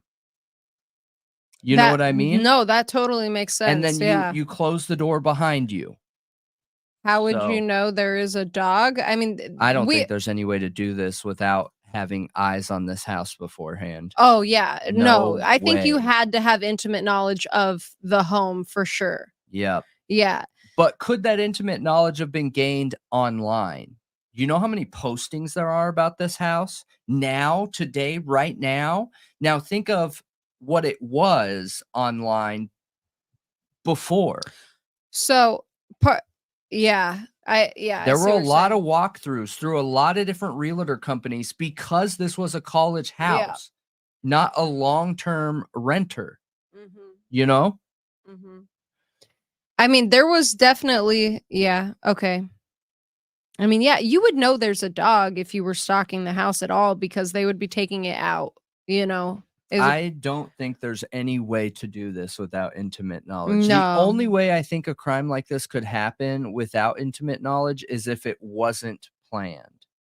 And I Right. do think this was Oh, planned. yeah, I think this was planned. You don't walk around with a K bar because you need to cut strings off your I shirt, mean, you know? yeah, but just being real here, we know that several college students had K-bar But knives. not walk around with them just because. Like this was planned. Yeah. I think it Whoever was went in planned. there, I think went in there with this plan. I'm just saying they were easily accessible, but yeah, I don't think that it's typical to just walk around with one, so Yep. So this is That is not true, Papa CH. Rodgers. Kaylee did have the dog with her at her parents' house for weeks. Yep. The dog wouldn't have been there for weeks. It's a good point.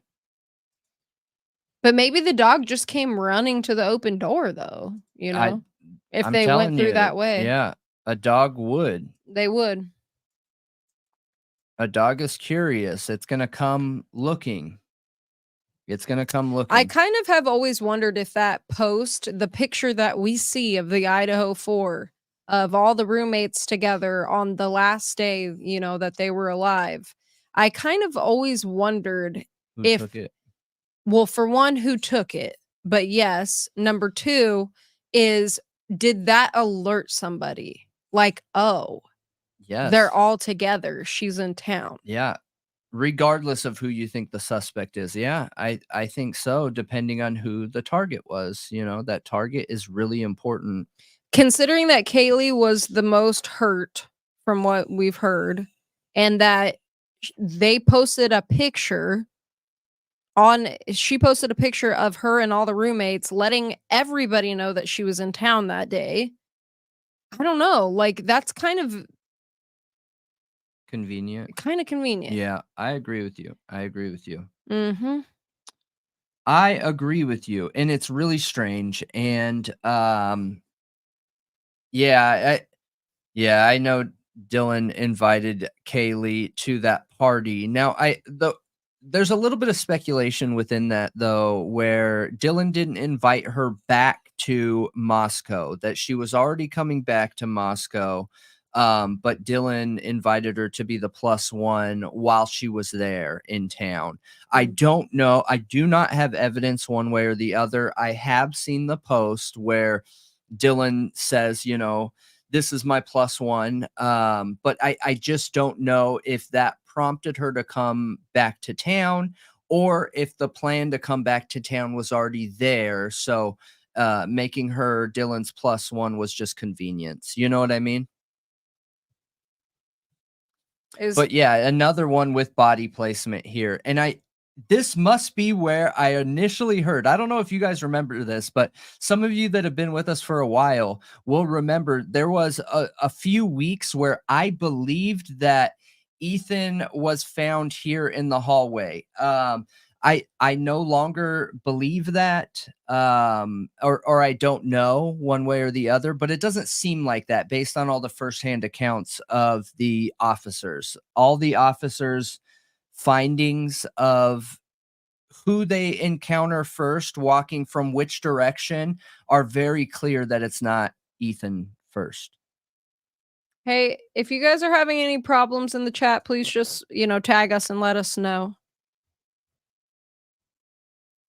If only if there's like bullying, going on. But like if someone's being really, really, really rude. We can all have discussion here. There's a way to present your points Yeah, and respectfully. opinions respectfully. No bullying, no hate. That is the one single thing that will get you banned or timed out here. Yeah. Yeah. So respectful conversation. Yep. It was you, AR. Yep. No, it's me. I'm always the one to blame. And yes, you can also individually block people too. Yeah, you can, but I would appreciate it just giving us the heads up, right? Because again, our firm belief is that anything can be talked about. Anything and everything can be talked about in a respectful manner, right?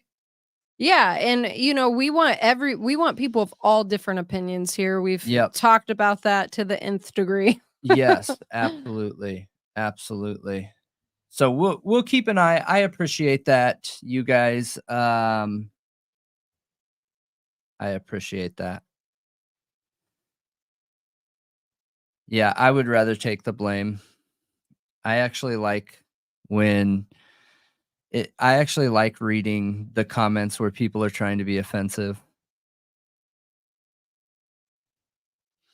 So if you pop back up, dude, you know who you are. Just be respectful cuz Yeah. everybody here loves to talk and is really nice and open to conversation. Every single person here that is in the chat has been great and given great input and respectful of opinions. Just, present it respectfully. Yeah. Cuz we want you here. We want everybody's input. Yeah, everyone's invited here. Everybody.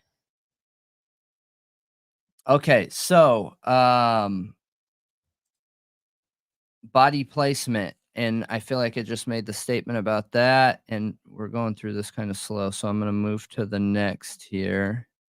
And this is the picture that we know about already.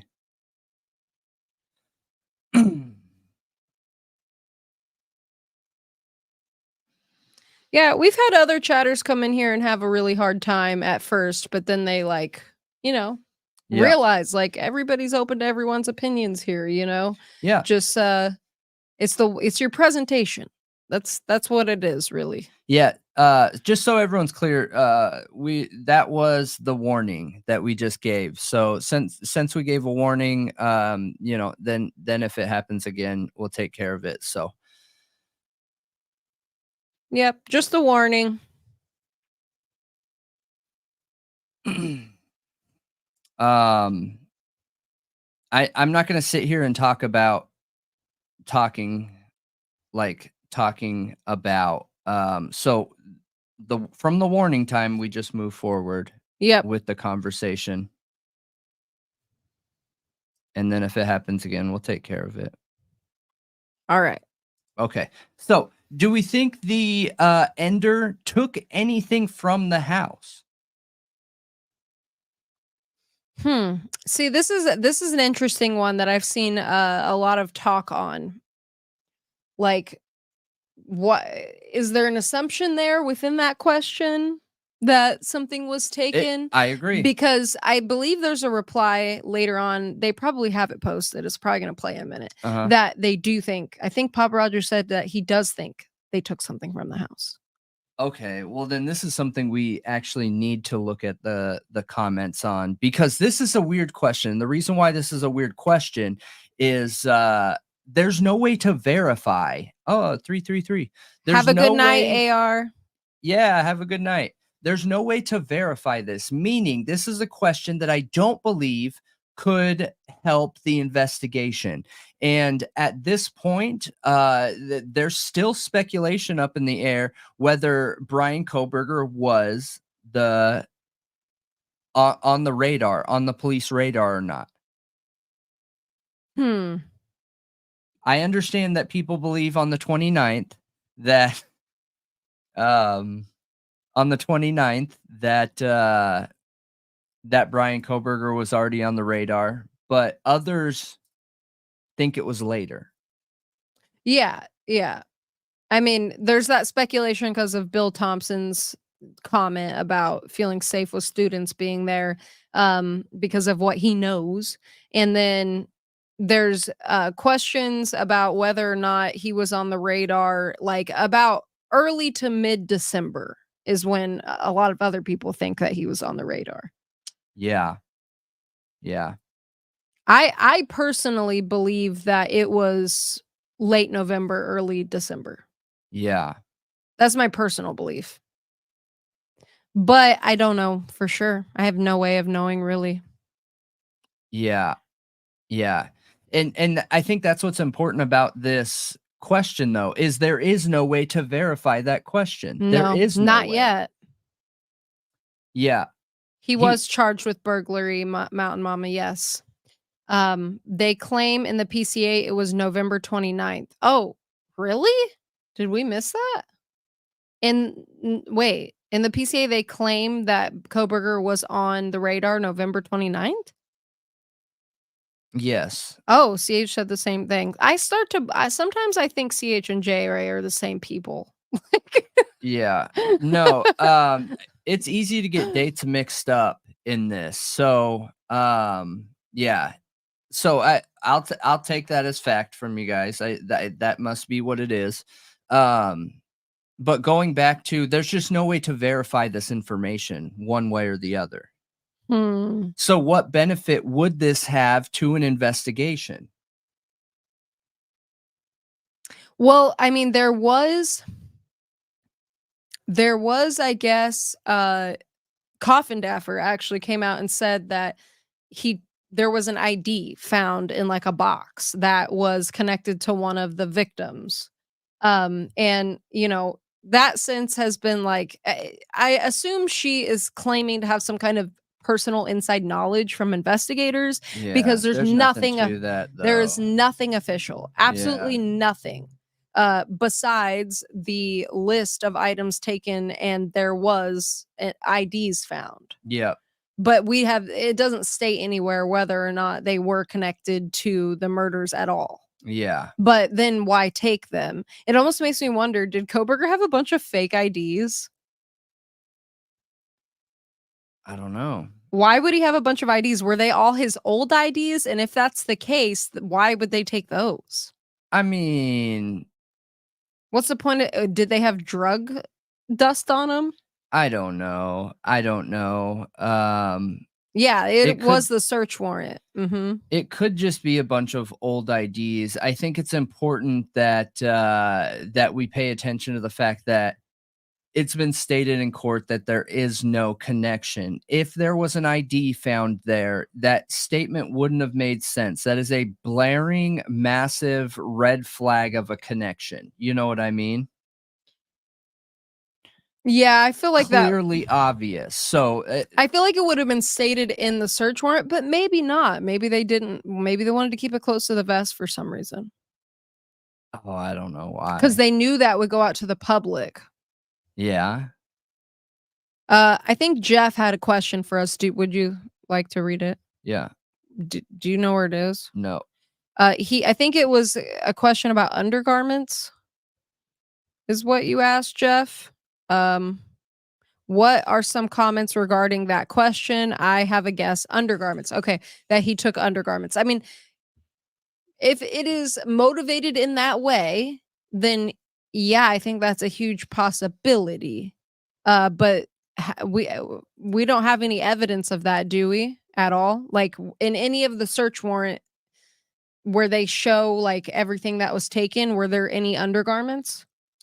I Does anybody I know? don't believe so, I but don't I think gotta so. tell you, without verifying that information, it doesn't feel motivated by that, by a sexual motivation to me. It does not feel that way. Well, Papa Rodgers sure thinks it was. Yeah, I know that's been stated, and I know it's been stated by a lot of people, but normally when there is that element added to it, they slow the crime down, not speed it up to, lightning round. Right. And they control the scene and they take it all in. Now, if this was the first time doing this, then maybe it was sped up. I don't know. I'm not Well, 100% sure, see, but based on other serial uh, enders, it's you're just right. not common. You're right. In other cases with serial enders where they are sexually motivated, a lot of times it takes them way longer than this, Yep, and they're doing other things. Like they're not just killing. correct. Yeah, So, I they mean, they take they're their time. like think BTK. Yeah, Uh, I know it.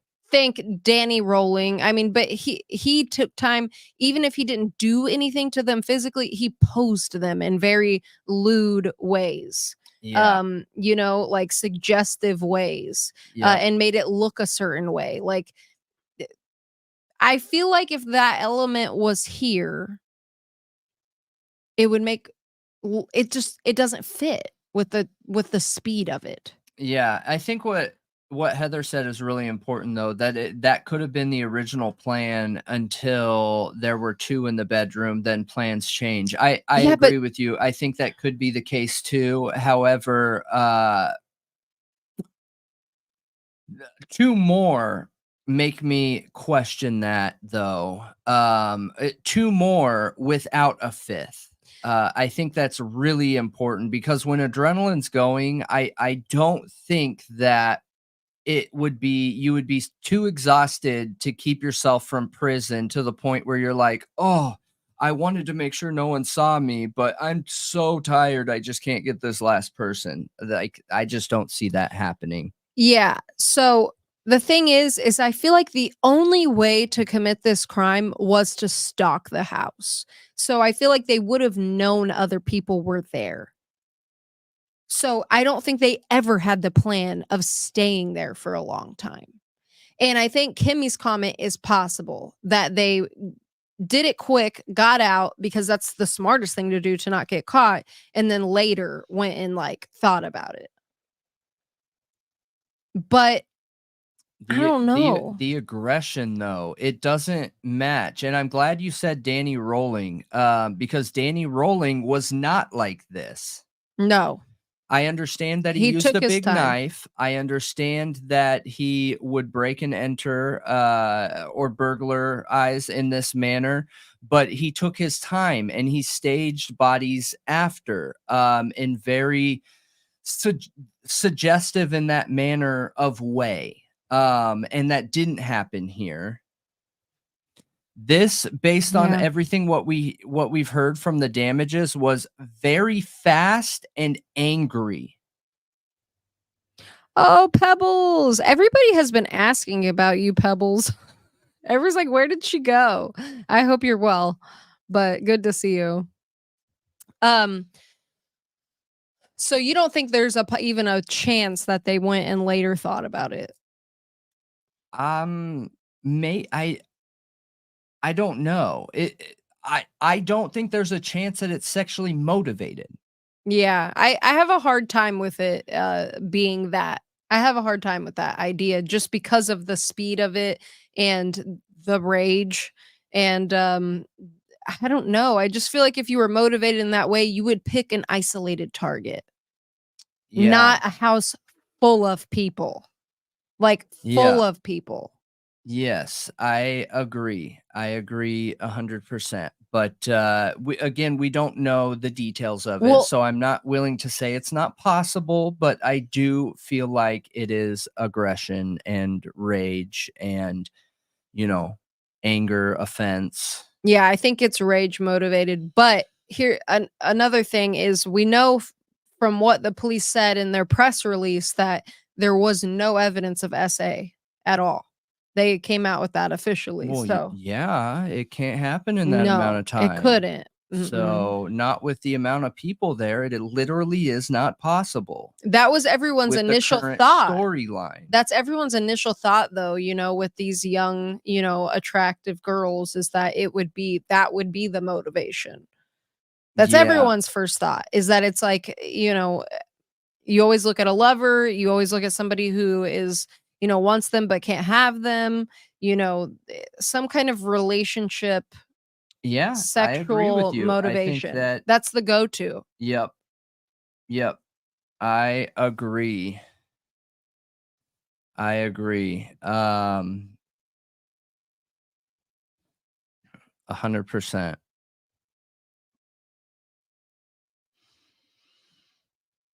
Did they ever find Murphy's leash? I don't know. I don't know, plumbing.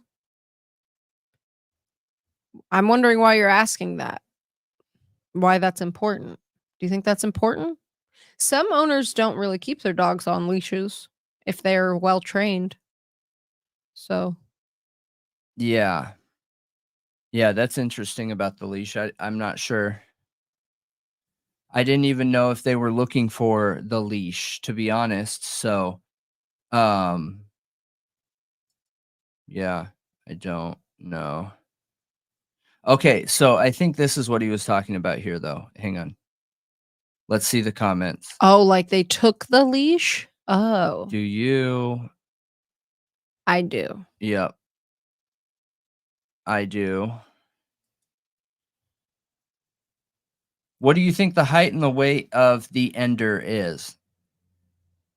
That is another one that people have a lot of have been like, "What? Why would you ask that?" Yeah, I agree. Yeah, I But agree. I don't think it's like I don't know. I just feel like whoever this is, there has to be a disconnect from society. Like what is socially acceptable and what's not. Because clearly I think anybody that is looking at this case objectively and intelligent, it's obvious we won't know because there are no eyewitness accounts. So, is this the suspect trying to find out if anybody does have any eyewitness accounts locally? Is this Mm. the suspect and digging and trying to see if there's anything? Yeah, I You know what I would go mean? ahead and classify this as the law enforcement profile.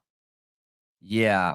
'Cause, if you just joined, we have classified this as either Bryan Kohberger profile, law enforcement profile, or, true crime sleuth that's local to the area, Right. is the 3 possibilities, the 3 profiles that we have speculated on, and we're trying to, like, classify each post into one of those, Yeah. if we can. Yeah. But, yeah, I feel like this is leans towards law enforcement in my mind for sure. I do too, because I feel like this is a fishing tactic where if anyone gave a height and a weight, that would be somebody who law enforcement would want to look into because they could be trying to use reverse what's it called? Yeah, Psychology? reverse psychology Okay. and trying to lead law enforcement astray. You know what I mean? So, like, if you're the suspect and you're local to the area and you see this and you're like, oh, yeah, I'm going to be so smart. And because I'm 6'2", I'm going to say 5'10". You know what I mean? And law enforcement would then look at that and look into that person. I think anybody that would answer this would be law enforcement's cue to look into them. You know what I mean? Maybe. Maybe, because I think people will just guess too. Yeah, I agree with you, and I think law enforcement should be looking into those people. If it's law enforcement, did they already have a bead on the height of the person and were fishing to see if anybody guessed the height? Oh, no. or I think it's all Dylan's reverse technology statement, or because reverse the psychology. public didn't have Dylan's statement yet.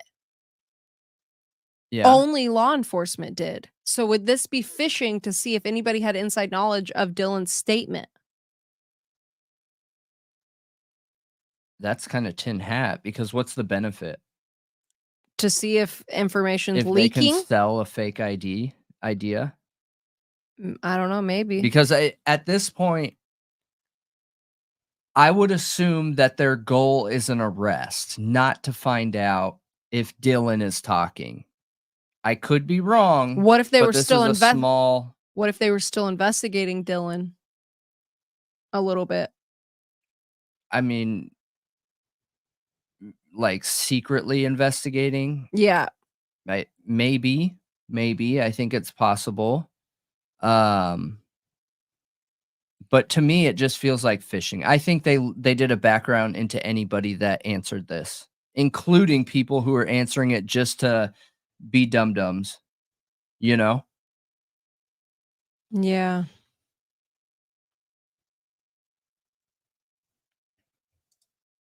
Yeah, I know a lot of people feel like they were never investigating Dylan, and I think you're probably right.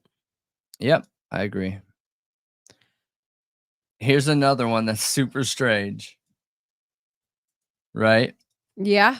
Is the Ender still in Moscow, Idaho right now? And that is the date Bryan Kohberger was leaving to drive across the country to Right. Pennsylvania. Right. So wait, what day did the Kopaka stuff happen? It is weird, you guys. It is weird. There are a lot of posts that have to do with Papa Roger. That's weird. It is. And here's a possible approach, okay? Were they already watching Bryan Kohberger? Did they already have Bryan Kohberger's IP address? Did they know that Bryan Kohberger was on this in this conversation, in this group? And were they trying to make Bryan Kohberger make a mistake? You know what I mean?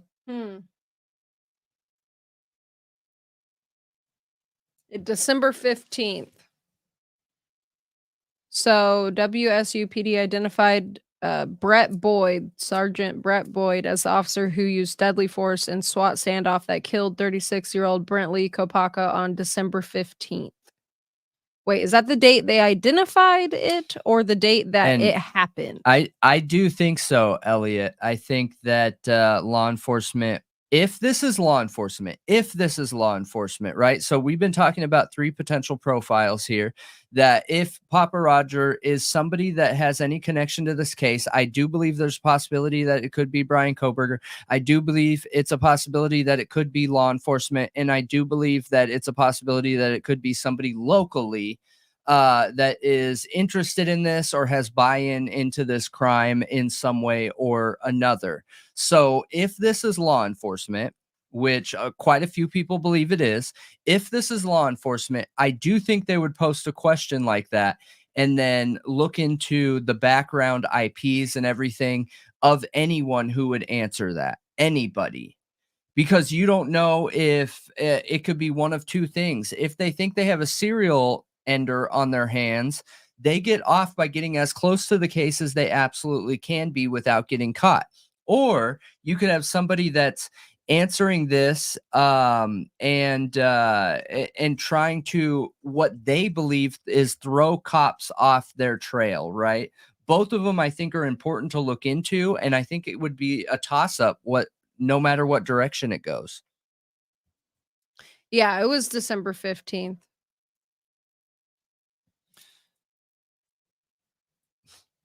For him leaving? Hmm? No, For for what? Brent Kopaka. What he passed away on December 15th. Okay. But Yeah, in Washington. yeah, Yep. that doesn't make sense with this date though.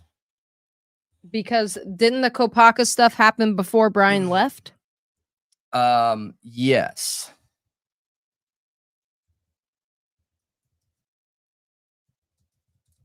Wait, I gotta do so So Saturday, Kohberger arrived in Pennsylvania yeah, around December when 5th, did Kohberger 17th. He arrived in Pennsylvania December 17th. Okay. Okay. So then they drove for 2 days? So they literally left the day of the Kopaka stuff. Okay, so Kopaka happened that morning, right? If I'm remembering correct, it was really early in the morning. And then they drove or started driving that day and got there on the 17th, just to be clear. I think so. Okay, okay. Gotcha. Gotcha. Gotcha. Bryan Kohberger was stopped twice by law enforcement while driving a white Hyundai Elantra on December 15th. So he was in Indiana the 15th. So maybe they actually left Idaho the 14th? Or do you think they could have No, made they it? had knowledge of Kopaka. When Yeah, they were pulled over, they talked about it at in length, in detail, yeah, both but times. Kopaka was killed in the early mornings of the 15th. So even if they Yeah, left the 14th, it could have been going on, but they would have had to leave probably like in the afternoon or at night or they something. knew Okay. So, they had to have left the 15th. okay. Yep, they had to have left the 15th. He was pulled over I mean, they were there when the Kopaka stuff alerted. But the Kopaka stuff hadn't happened on the 13th yet. Yeah, they got a WSU alert. So are you saying that they weren't actually there? They were already on the road? Maybe. So it took them 4 days then, you guys, to get across the country? That doesn't feel right because and I don't know for sure. So I'm not saying you guys are wrong. I just literally don't know. I don't remember these They're dates. saying he left the 13th. So it says confirmation here. He got there on the 17th. That means if he left on the 13th, they drove for 4 days. Yeah. That's I can tell you guys that I've driven from Southern California to Tennessee in 2 days. And overnights.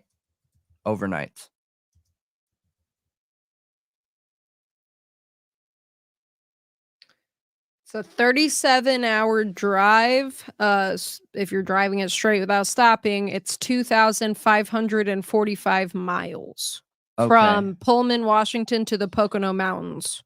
How many miles? 2,545.4. But I don't have his exact to address typed in, so Nashville, Tennessee.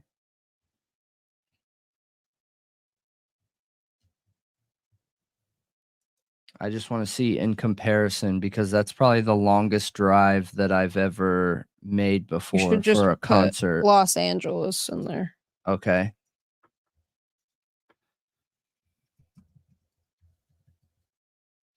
Los Angeles to Nashville. And that is About 500 miles less. 2,000 miles. Okay. Okay. Is this on the 40 the whole way? Yeah. Okay. Okay. So they weren't actually in town when the Kopaka stuff was going on then. So that is not what prompted them to leave the way everybody thinks it did. That's super strange because that's what they said. Like on both times they were pulled over. They took a long detour due to a winter storm. Okay. Got it. That's super helpful. Okay. Yeah. Yeah. Thank you, Elliot. Also, they detoured south because of all the ice and snow mixed with Kohberger not being accustomed to driving in those conditions, especially not in front wheel drive car. Yeah. Okay. Man, that's strange. I prefer front wheel drive in those conditions. Yeah, because rear wheel drive I mean, 4-wheel drive is the best, but Yeah. rear wheel drive, you slide all over the place. Front wheel drive is much better, in my opinion, on ice. You have much more control from my experience. Agreed. So he got an alert once they were already on the road then. So all this That's so all strange to this bring up, I though. know, because all the speculation on mainstream media was like, well, he left because of the alert. Were they like, "Hey, we're gonna tell this cop that this Okay. happened at my hometown so we don't get a ticket?" Wait. That's super strange. Can we pull up the part where his dad talks about it real Yeah. quick? Yeah. Because I'm really curious what Kohberger and his father said about it when they got pulled over, because that's all we've heard from them, about it. Like, that's where the information really came from. He only knew about Kopaka because of, oh, J is for Justice is in the chat. Oh, awesome. Hello. We appreciate you being here. Yeah, we really appreciate it. She's at the beginning, so she's way behind, but hopefully you get to this point and hear us shout you out, and we really appreciate the support, Yeah, absolutely. and we love your channel. And I mean, it's incredible that you guys got all of the Papa Rodgers posts. It Like, is. it's the most comprehensive I've seen anybody do, and Yeah. it's really helpful. It is. So great work.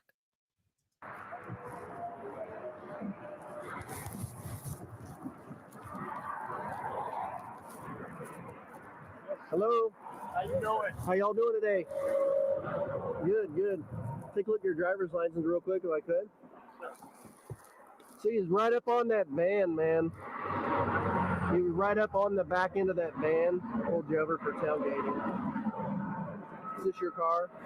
Okay. Cool. Where are you headed? Well, we're coming from WSU, and we're standing early. What's WSU? University, basically. That is SWAT team area. So we're okay. I'm having a hard time hearing you because of the traffic. So you're coming from Washington State University, and you're going where? Oh. We're going to be going to Pennsylvania. Oh, okay. Yeah. So we're slightly punched because we're driving for hours. Hours, days. Hours to drive. Well, almost a day. Okay. And what did you say about some SWAT team thing? Or Yeah, there was the mass shooting and everything. Where? Okay, so do you think they're just letting him know? So what I'm gathering from that is they're getting off right up here and they're just learning about this shooting that happened. So they're just learning about it just now? This is the 15th. Yeah. So that's what I'm gathering here. That's why they're talking about it. Why did they even bring it up, I don't though? know. It's kind of strange. I mean, I wouldn't get pulled over and be like, "Hey, officer, let me just tell you about the stuff that just went down in this town I'm living in." I mean, I wouldn't do that, but I wouldn't do hey, that at all. Like, I wouldn't bring it up. yeah. So I don't know. What I'm gathering is that they're trying to tell the officer, hey, where we're going is right up here off this off ramp to this Thai food restaurant to read up on something that just happened in the town that we just left. That's what I'm gathering. And again, I don't know why, but yeah.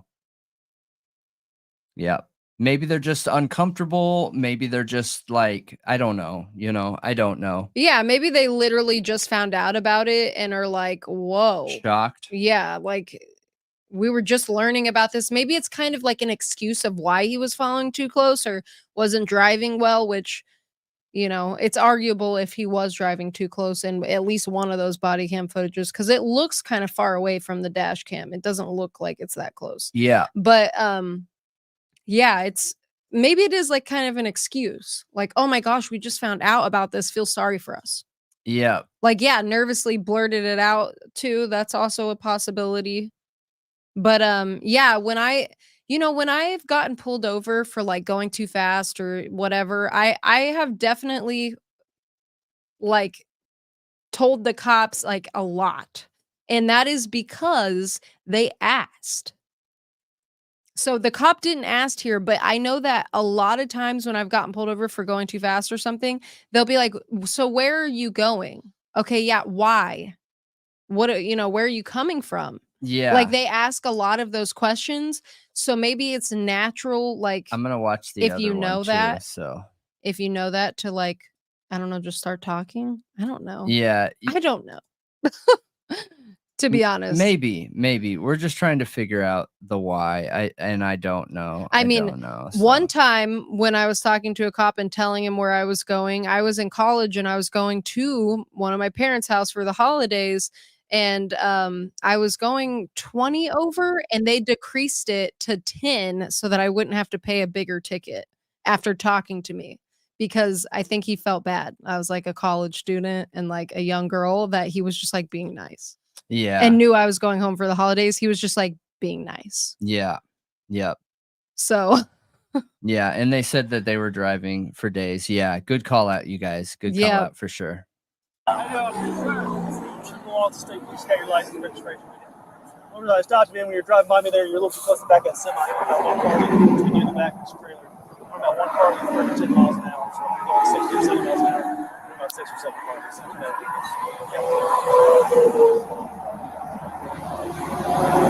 So you guys did? Yeah.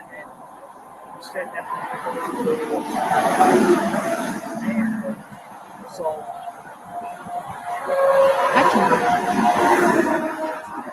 You guys stopped by a trooper? We don't have any SUVs. It was a county guy. Was it like a black SUV? Yeah. Okay. All right. You said you guys following too closely?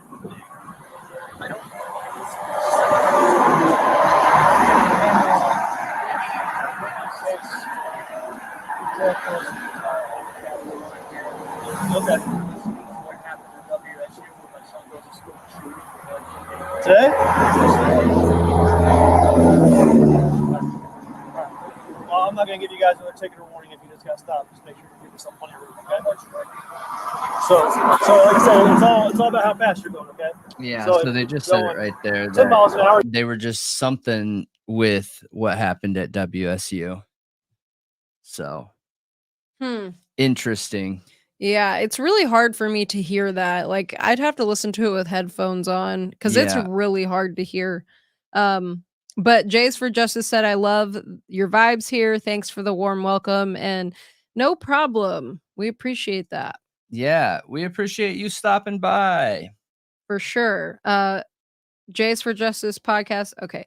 Well, she said, well, Bryan was already detained twice before the murders. So twice after the murders would freak him out, I bet. Yeah. Detained or just pulled over? I mean, Was they he ever use the words detained. Okay. And it's pulled over. So Okay. that must be like, I don't know, just what they say. Yeah, I guess that makes sense. Okay. Let's get through here. I want to see if there's any. What is that? If you guys haven't checked out, if you guys haven't checked out, could be why it's connected. I'm talking. If you guys haven't checked out Jays for Justice, please do. She does great work. Yes. So these are the inside looking posts, right? Or is this just 4chan? 4chan, yeah. Hmm. This is a really good video. Puts them all in a row or all dated. So that is. It is. It's awesome. Great. It's incredible. All right. So white car's a red herring. Okay. So I am going to quickly go through these so we can get to the evidence that I was talking about earlier. So let's just go through the main ones. This looks like a lot of one knife, 4 people. The ender took a big risk. The knife could have easily broken off or become ineffective after 1 or 2 of the crimes. Are we sure there is only one knife involved? Good question. But I don't think that's a good argument. I think that I think it's a better argument personally that there's more likely to be two weapons for crowd control, controlling people. I don't see a knife becoming ineffective in four of these situations. Not a K-bar.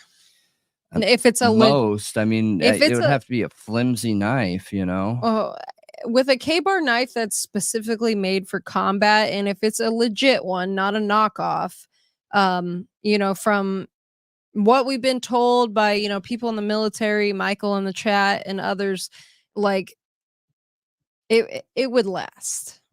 Cuz yes, for instance in the Amber Spradlin murder, she had the knife break off in her head, in her skull. Yeah. The tip broke off. Yeah. So I think with bone, especially in like the skull or anything like that, a kitchen knife I think it could break off, Yeah. but not with a K-bar. Sorry, I was having trouble talking about it because it's kind of graphic. Trying not to say like it Yeah. too graphically. I agree.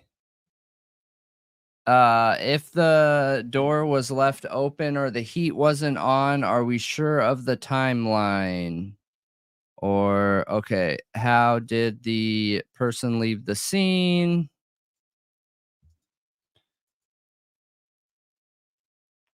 Fight me, Ellie is no closer. Okay, so we covered most of these. Now let me find what.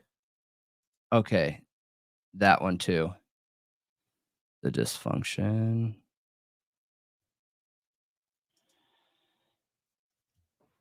All right, so I feel like we covered the main important ones here. Now let me find that picture. Hang on one second, you guys. Bear with me here. Do you know what I did with that picture? Which picture? The one I sent you?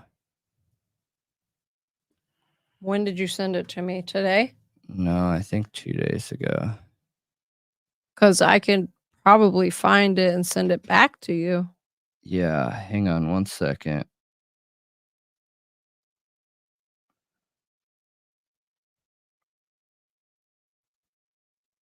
Well,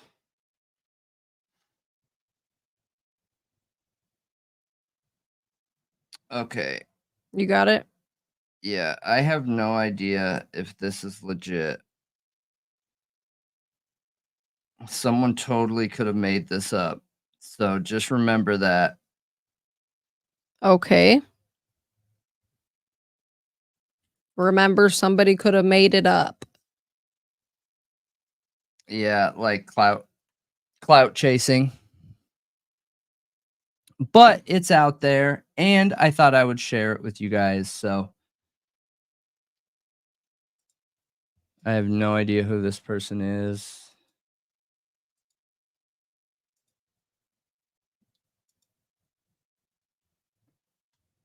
You're in the wrong email, aren't you? Oh, yeah. No, it's right there.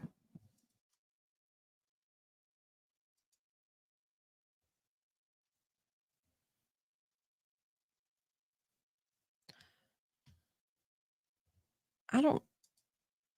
What? What are they proving there? That the IP address is the same. Dang it. It's not letting me download it because I sent it the way I did for spam. Press look safe. There.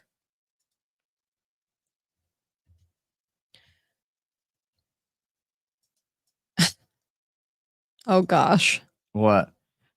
I don't know. What?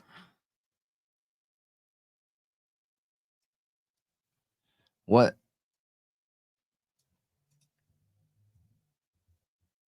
Do you know who that is? No, do you?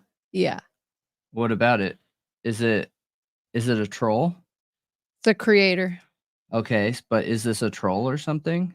I have no idea who posted this and if Okay. it's legitimate or not. Are you sharing it? No, Okay.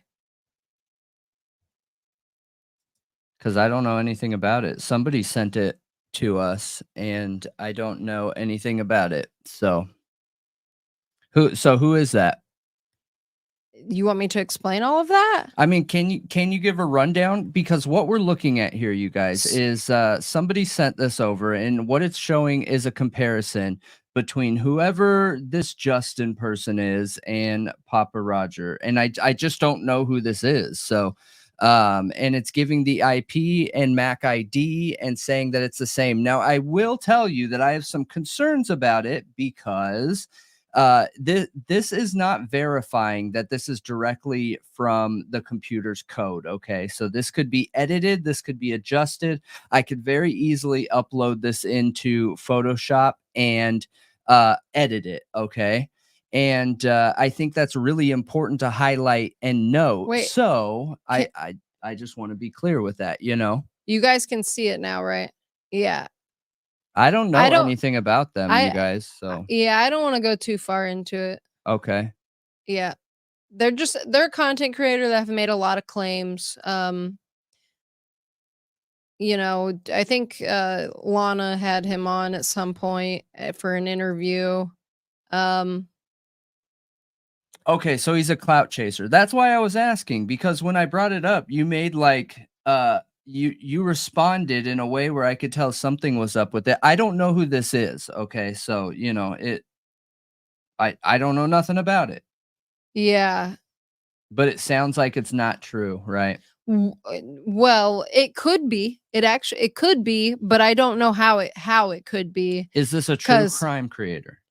about this specific case, they claim they work with Ann Taylor off the books. What? Yeah. What do you mean off the books? And they talk about how Dylan's trans and stuff, and I mean, that's not true. Someone's not going to work off the books like that. Everything has to be billed. yeah. Everything. Yeah. Everything. You have to show receipts for everything. So, okay, well, no shots fired or anything. I just don't know anything about this person. So, It is a hole. You're right. It's a total rabbit hole. Yeah. It's not worth the time digging into it. I don't personally see him being Papa Roger. I don't see it. okay, well, that's what I'm looking for. I'm looking for input to help other people understand, right? Because I don't think it's beneficial to always come from the perspective of being an expert on this case because of how successful the podcast is that we have on all these other podcast platforms. A lot of our viewers are not that knowledgeable about the case. So you got to come from a perspective that nobody knows anything. Yeah. So, I mean, just And that's what I'm trying to understand here because I don't know who this is. I couldn't tell you anything about him. I mean, he did an interview with Truth and Transparency. I'm sure you could go back and watch that. He's made a lot of claims claims he has inside sources, claim he works with Ann Taylor off the books, claims Dylan's trans, and he knows that because he is trans. There's a lot to it. But I honestly see somebody who is troubled, personally, and I don't know. Yeah, we don't need to go into who they are, but it seems like based on some of the decisions that they're making that it's more about getting a light shined on them essentially. Well, yeah, I think that somebody could actually make that about themselves. Okay. To make them seem like Papa Roger. Got it. Okay. And that's what I'm asking. That I think that character is really important because when I see a picture like this, okay, and let's just finish this conversation and then I'll take it down. But when I see an image like this, I'm looking at an IP address and a MAC ID, and those are reliable pieces of evidence, you guys. No one else out there can have your dual MAC ID or IP address at the same time. Can someone else spoof it? They can, but that's really hard. Like that is 1% of 1% of the population. It's just not going to happen very often. So if I came across this and had somebody send this to me, then I'm just worried that other people out there could come across it too and think they're onto something and then be misled. So it's important to touch on these topics to be able to give clarity. You know what I mean? And we don't have to go into like the judgment of his personal decisions and what he does, but at least give clarity. You know, he's made a lot of statements with all these things or whatever. Yeah. So hopefully that was understandable, you guys. I hope that was helpful because it helps me understand the situation now. So I'm more inclined to need further verification into the IP and MAC ID than just running with it, right? Yeah. I think you need further clarification for sure. Okay. Okay, so that's helpful. All right, so is there anything Oh, else? that's a good one to talk This about. is? Yeah. Okay. The date of the killing was chosen on purpose. Thoughts? Thoughts? Anybody have thoughts? I hope you have thoughts.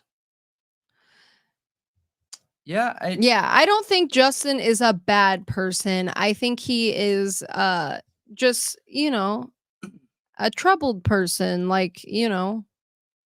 And I feel bad talking about him because I don't want to bring him hate. I know he brings it on himself a lot of the times, like AR was saying, but I feel kind of bad, you know, because I never want to like lead anyone to getting, you know, hate or anything. But I think the way you explained it, I think that's a good way to approach it. You're right. I'm just not willing to talk about anyone's decisions. I feel like we can Yeah. talk about somebody and be objective about what they're doing without talking about like who they are as a person. You know what Right. I mean? Yeah. So I'll talk about anybody all day long and not like not say, you know, they are this thing or that I believe they are this thing, but say this is what this person is doing, you know, like that. There's a big difference between talking about like their decisions versus their person, you know. Yeah, for sure. But knowing everything that you've told me has helped a lot. So, because when Okay. I first found that, I was like, that's pretty good evidence if that's legit, you know. Yeah. So, okay, so the date of the killing chosen on purpose. Now, I have a question with this. So, it is absolutely a cult question. That's why it's important. Just like all our cult symbolism, you guys, you know, that Thought Riot is a cult. Did you guys see it in tonight's video? The cult image? I've been putting like quick shots of things, just joking around in our videos. Okay, so yeah, I think that the important angle here is that Yeah. yes, We're brainwashing you we're for sure. Illuminati. The important thing here is yes, the date of the crime is important, okay? The Yeah. date of the crime is important if it is important to the suspect. Yeah, and I don't know. I think that it was important to the suspect. I think there's a very good argument that it was important to the suspect.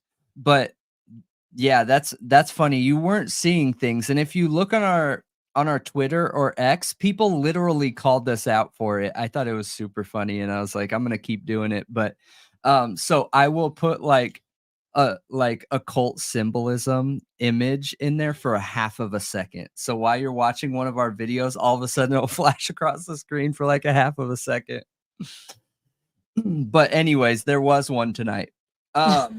So yeah, I think there's a lot of evidence that numerology could have been important to the suspect. It doesn't have to be though. I No. think that a lot of times numerology can be coincidental because of how much numerology there is out there.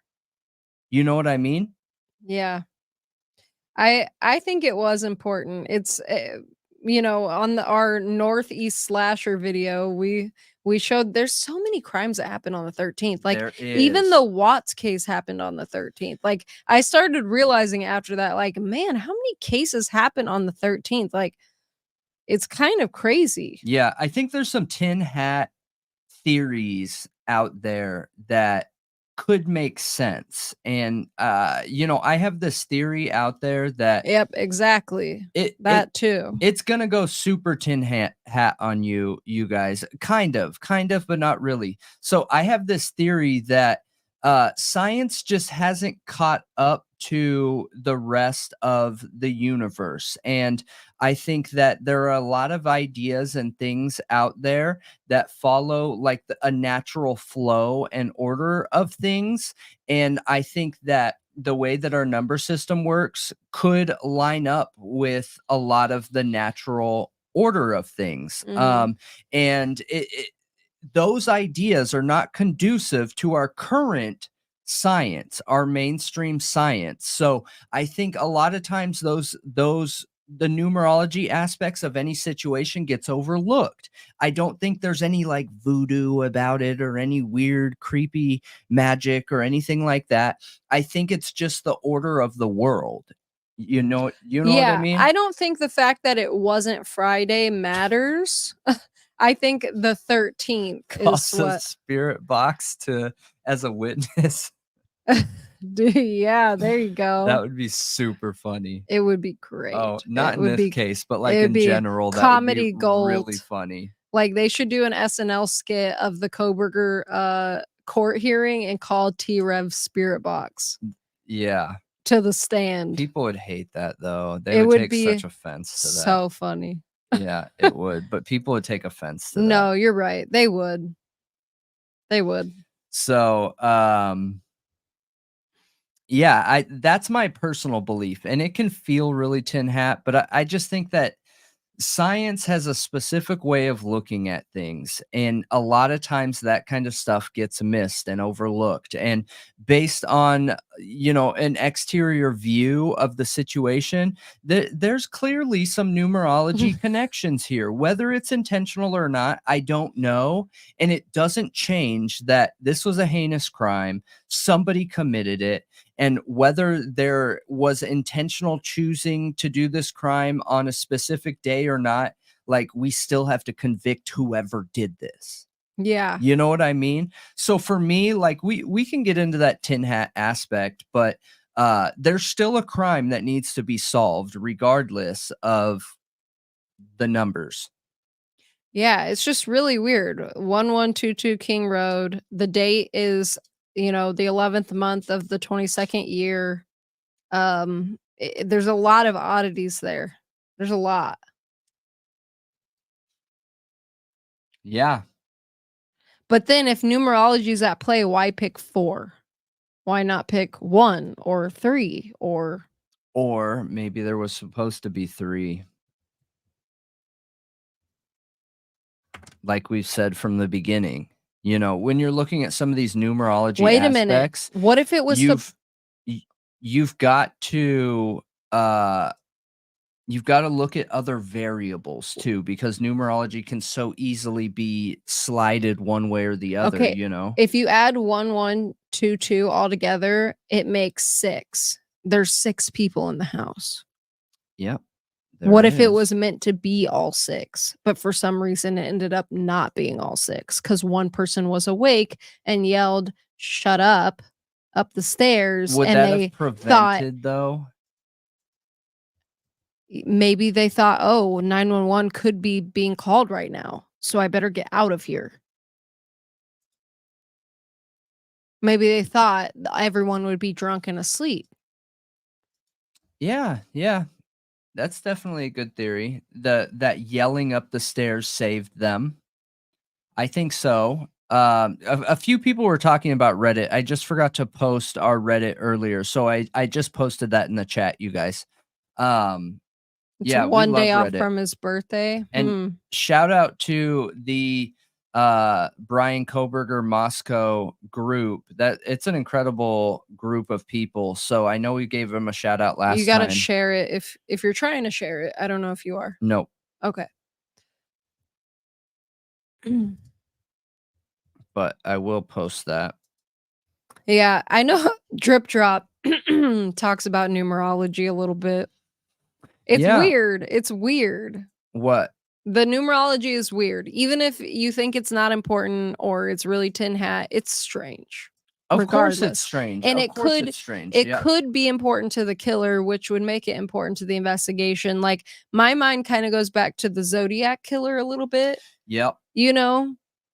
I agree with you. And what's interesting is we find that numerology is really important in a lot of these fraternities and secret societies, right? Yeah. And we've talked objectively about the fraternities and the possibility of their toxic atmosphere breeding a brotherhood that makes them feel like they can do a crime of this nature or potentially do a crime of this nature and get away with it, and not talk to cops. And is it creating a negative outcome? Is it creating a community within their brotherhood that is giving sociopaths the green light to act on something like this? Hmm. I will tell you that, as you guys know, and you can tease me for bringing it up, but being in sales, I focus on micro expressions a lot, like pay attention to people's expressions, and read their body language. And there's a couple people that are tied to that theory that stand out, like really stand out to me when it comes to their expressions. It's obviously not an exact science, and I would never, ever, ever be like, "Oh, did you see that right there? That definitely means they're guilty." But it gives me an intuition into who they are as people, based on my experience in sales in general, and what I look for. And when I'm watching that, I'm seeing a lot of signs that I don't want to see when I'm communicating with somebody. Hmm. It's interesting. It's interesting. And I was just watching more video earlier today and was shocked by it. Wait a minute. What? Are you guys saying that Amityville happened on the 13th, November 13th, and the address was 112 Ocean Avenue? That's crazy. Yeah. That's crazy. It is. It is. That is the address. It's 112 Ocean Avenue. And it happened on November 13th. That's That's weird. strange. That's really strange. Yeah. That was a man walking through the home, like, killing everybody, but with a shotgun. Yeah. That is super Look, strange. there's a lot of really weird connections. And again, I think that goes back to what I was saying with how numbers work in the Yeah. universe. Maybe they're just things we don't understand, you know? I think they are. I think they are things that we don't really understand. And the reason being is, like, human beings, we're forgetful, Right. and there's no Earthquake. way around it. We're super forgetful, and it's probably because of our short lifespans or whatever. But numbers have been important to humans from the beginning of time. Yeah. From the very beginning of time. Now, I'm not talking about numbers as in mathematics. I'm talking about numerology as in including it in art, including it in sculpture, including it in their technology advancements. So, Oh no, Jared, there's a literal earthquake. Okay. Okay. oh, be careful. I Yeah. hope it's not a big one. Yeah, be safe. I hope you're okay. Yeah, California. Look it up real quick. I am. It's live, so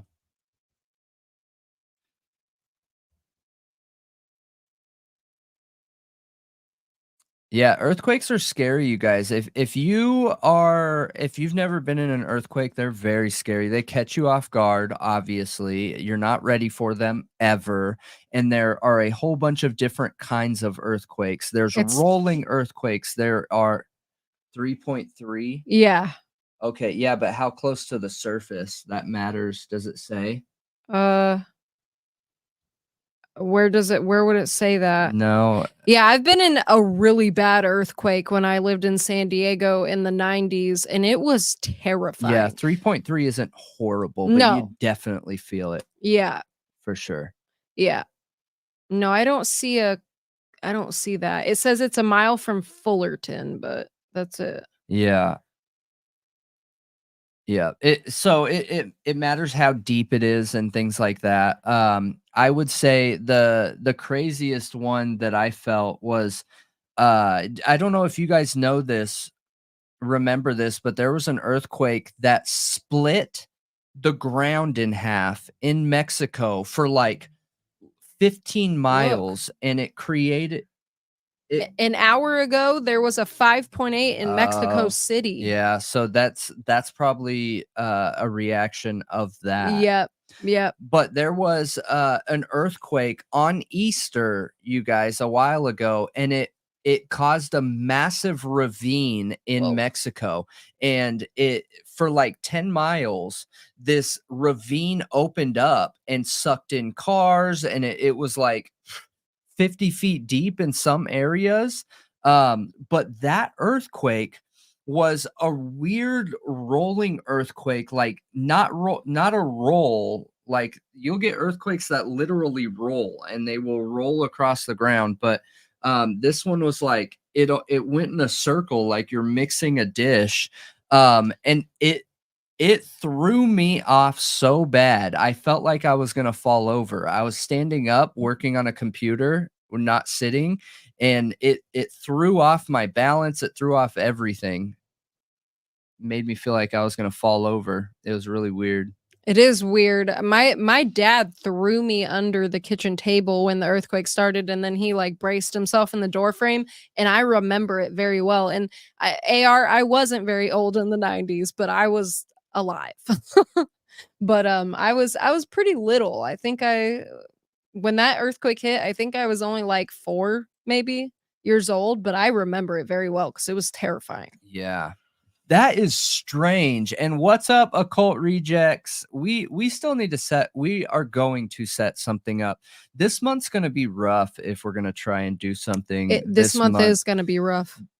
Not even because of holiday stuff, but I have some stuff going on that's going to affect the podcast just a little bit, just for a little bit, and then it'll be better. But that is crazy. So Rex Hewerman was in that general area quite a bit with a storage unit, and then you had a friend who lived right across the street from that house. That's wild stuff, man.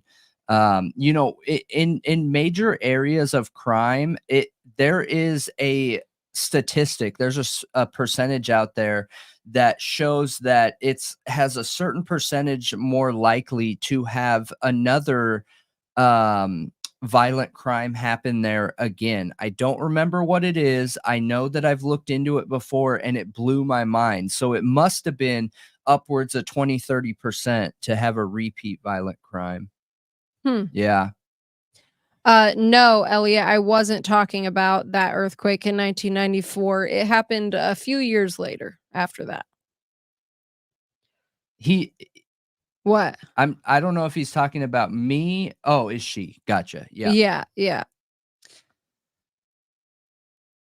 Yeah. Yeah, I hope J Ray's okay. It doesn't seem like it's that bad of an earthquake, but she would definitely be feeling it.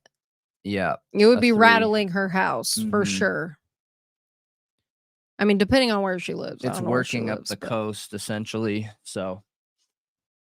Oh, But yeah, you guys, if you're on Reddit, join us on there. I love Reddit. Reddit's one of my favorites. And I'm going to post some links real quick here again, just for everybody, because a lot of people are still wanting to join the Discord. So. Yeah, I remember, Elliot, I remember earthquake drills. Oh, yeah. Yeah, and I've been in several tornadoes after I moved over to the Midwest. It's like I've been in a really bad tornado. Yeah, I've been in a few tornadoes. I always chase them if I'm by myself. Well, I one time I like was them. at my cousin's house, and this is like one of the worst storms I've ever been in, and there were 3 funnel clouds, and I still have nightmares about it because we were standing at the front door watching all 3 of them come down over her neighborhood, and this was a really big neighborhood that a lot of active military lived in because it was right by a base, and it's like a really big subdivision with, like, like track homes, kind of thing. And you could just we were just watching them, and it was so terrifying that I still have those dreams that those 3 funnel clouds are coming down out of the sky. Yeah, Because I I thought mean, we were done. Like, I was like, oh my gosh, we're gonna die. a tornado of K-bars, gosh. What? Yeah, statement into a question. The ender is not a student. Thoughts? Yeah, because he also ended up making the statement that they weren't in the inner circle. Curious why he came to that conclusion. Yeah, that's wild, Pebbles. Scary. Kimmy, they are traumatizing. I hate Fake Papa tornadoes. Roger. Yeah, me too. Me too.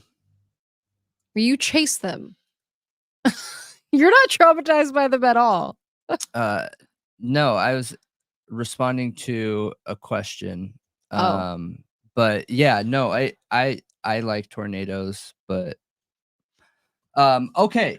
All right, everybody. So any other further questions or anything, please, if we're missing any connections with Papa Rodgers, I feel like we went really deep into this. I feel like we went really granular into it. Really, the only other thing that I could think of doing is pulling all the messages of all these accounts that people have questions about, right? Because we've already dug into the writing 4chan. style of 4chan, his application, Bryan Kohberger's applications, the Papa Rodgers stuff. We're going to be getting into everything, right? We're just slowly going through it as we cover the other true crime cases and breaking news cases and everything. So if we're missing anything, please, please, please shoot it over to us in an email and let us know. I would appreciate that. I did post just a minute ago the Discord information and invite. You can't join our Discord without an invite, you guys. Discord is 100% free. You're never going to hop on there and have to pay for something. It is just a way to get alerts and to let you know what's going on. I also just recently posted our Reddit information on there as well, and we are on every other social media out there. And we are / Thought Riot Podcast at all of them. So Except Twitter. Yeah, except Twitter, which I just posted there. And yeah, we're gonna reach out to J Ray on Discord, make sure she's okay. It was a smaller one, but there could be some bigger ones because it looked like in Mexico City it was 5.8, which is a bigger one. It is a bigger one. And then that could travel upwards, the fact that there's multiple earthquakes. But yeah, we're asking real quick. Yeah, I'm messaging her. She's not online, but maybe she'll get an alert. Yep. And we'll see if she responds. I'll give her a minute. I need to get on here and catch up on some messages. I know, Heather, I need to get back to you because you sent me a pretty long one that I kept getting pulled away from when I was trying to read it. It looked interesting, though. Yeah, aftershock. That's what I worry about, for sure. Because can't aftershock be worse than the initial sometimes? Not normally, but yes. Sometimes. Not normally, but yeah. Yeah. Yep. Absolutely. Absolutely. Absolutely. Definitely. Totally. What does M2.5 mean? Is Um, that I don't is remember. that the surface level like you were talking about? It could be 2.5 miles deep. I'm not 100% sure. I would have to do a little bit of verifying research just to make sure that I knew. Um, oh yeah, thank you for saying that. The picture of the guy in the Russian hat. One thing that I wanted to touch on, and the reason why we didn't go too far into this, you guys, is we have already recorded the video for Stickergate and it's coming out. We're already through editing and everything. Now, this here, okay, that you're seeing is Stickergate. On his hat. Yep, And then the one on his chest is just like Soviet Union. correct. The only reason that I put it on there is because his uniform looks like a 19 Not looks, it is. okay. It is. What is the year again? The buttons match. I believe it's 60s. I don't remember if it's 1960s or 1970s Russian military uniform, but the buttons match and the way that the leather shoulder pads are. But this is a Russian uniform he is wearing. It is not 1930s Marine like some people were speculating. It is 100% Russian, and go verify, you guys. Go check it out and verify though. But yeah, Stickergate is about Russian images, okay, and ideas. So Stickergate is interesting. I know it. I know it. And then Papa Rodgers has a Russian uniform. So why it is you know what I mean? That what's the interest in this Russian whatever details, you know? Yeah, it's odd. It's really odd that it's that uniform specifically, and it's clearly an AI generated image. Right. It's really strange. I don't know the purpose of that. It is really strange. It is really strange. And I think that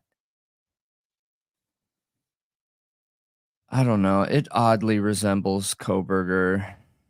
Mm, yeah. That is It like evidence does. of a psyop, I guess. Like an Lips. old Kohberger. The nose isn't rounded, it's kind of pointed. The eye color is spot on. The hairline's a little bit different, right? Yeah, I don't feel like there's any weight to it resembling him personally. Yeah. I think it looks just like a thin I mean, man. okay, so here's the thing though. If it resembles Kohberger, it doesn't Right. necessarily mean it's Moscow. Kohberger. Yeah. Fascism, I think, is the point, maybe. Yep. Yep. Mother Behind all of Russia. that. All of that. But maybe it's also Exactly. and Communist Russia. maybe it's also an ode to who it is. I do have a theory, and I'm gonna wait until The Stickergate comes out. So Yep. we're gonna definitely dive deeper into that. That is definitely a discussion starter, that video. I know it is. And we have to premiere that video so that we can talk about it after because there are too many details. But we'll do it on Sunday, okay? So you guys be here Sunday. We will do Stickergate on Sunday. On Saturday, usually we save the premiere videos for the Idaho videos if we have enough of them, and we did a whole bunch of them on Thanksgiving time. Otherwise, we only do like 2 or 3 a week normally, so that we get into other cases and stay up to date on everything. But we just had some backlogs of them.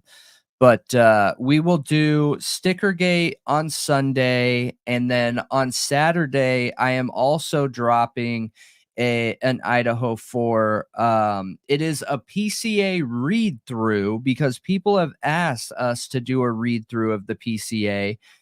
I know I'm going to leave you on a cliffhanger. I'm sorry.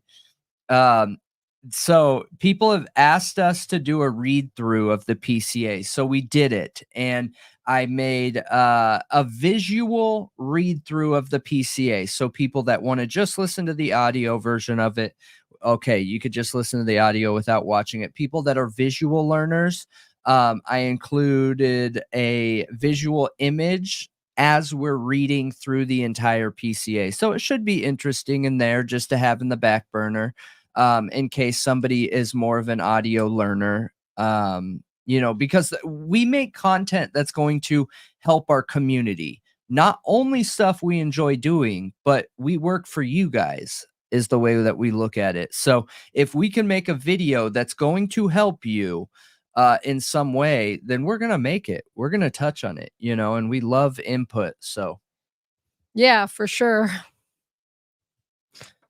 yes, but that is the show Yeah. tonight. Just update on J Ray. She hasn't responded, but you guys can definitely go check on her in the Discord. Yep. She's usually pretty active in there, and I'm sure she'll update us when she is. Yep. Yeah. Yep.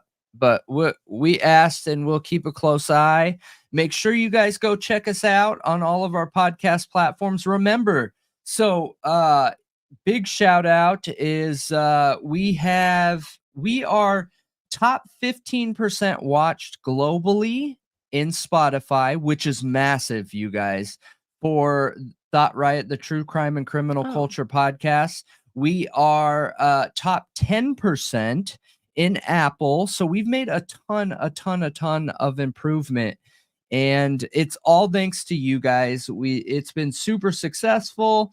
And we let me say will. this. Oh, J Ray did pop in the chat. Thank you, CH. Oh, she did? Twinsies. You guys are the ESP twins. Thank you for letting us know you're good, J Ray. She's good. Thank you. Go ahead. So, hop on there and give us a ranking, a rating, a comment. It helps us go a long ways. Yeah, J Ray's good, you guys. She hopped in there and said that she's good, all good. There was an earthquake plumbing near her. So she just pulled her whole computer off her desk and put it under the table. Micro? Yes.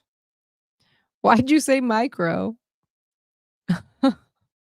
Well, we're glad that you're good. Yes, we're glad that you're here, Pebbles. But yeah, make sure you guys check out the True Crime Talk Show, which is when we're live, continuing the conversation after the premiered videos on here.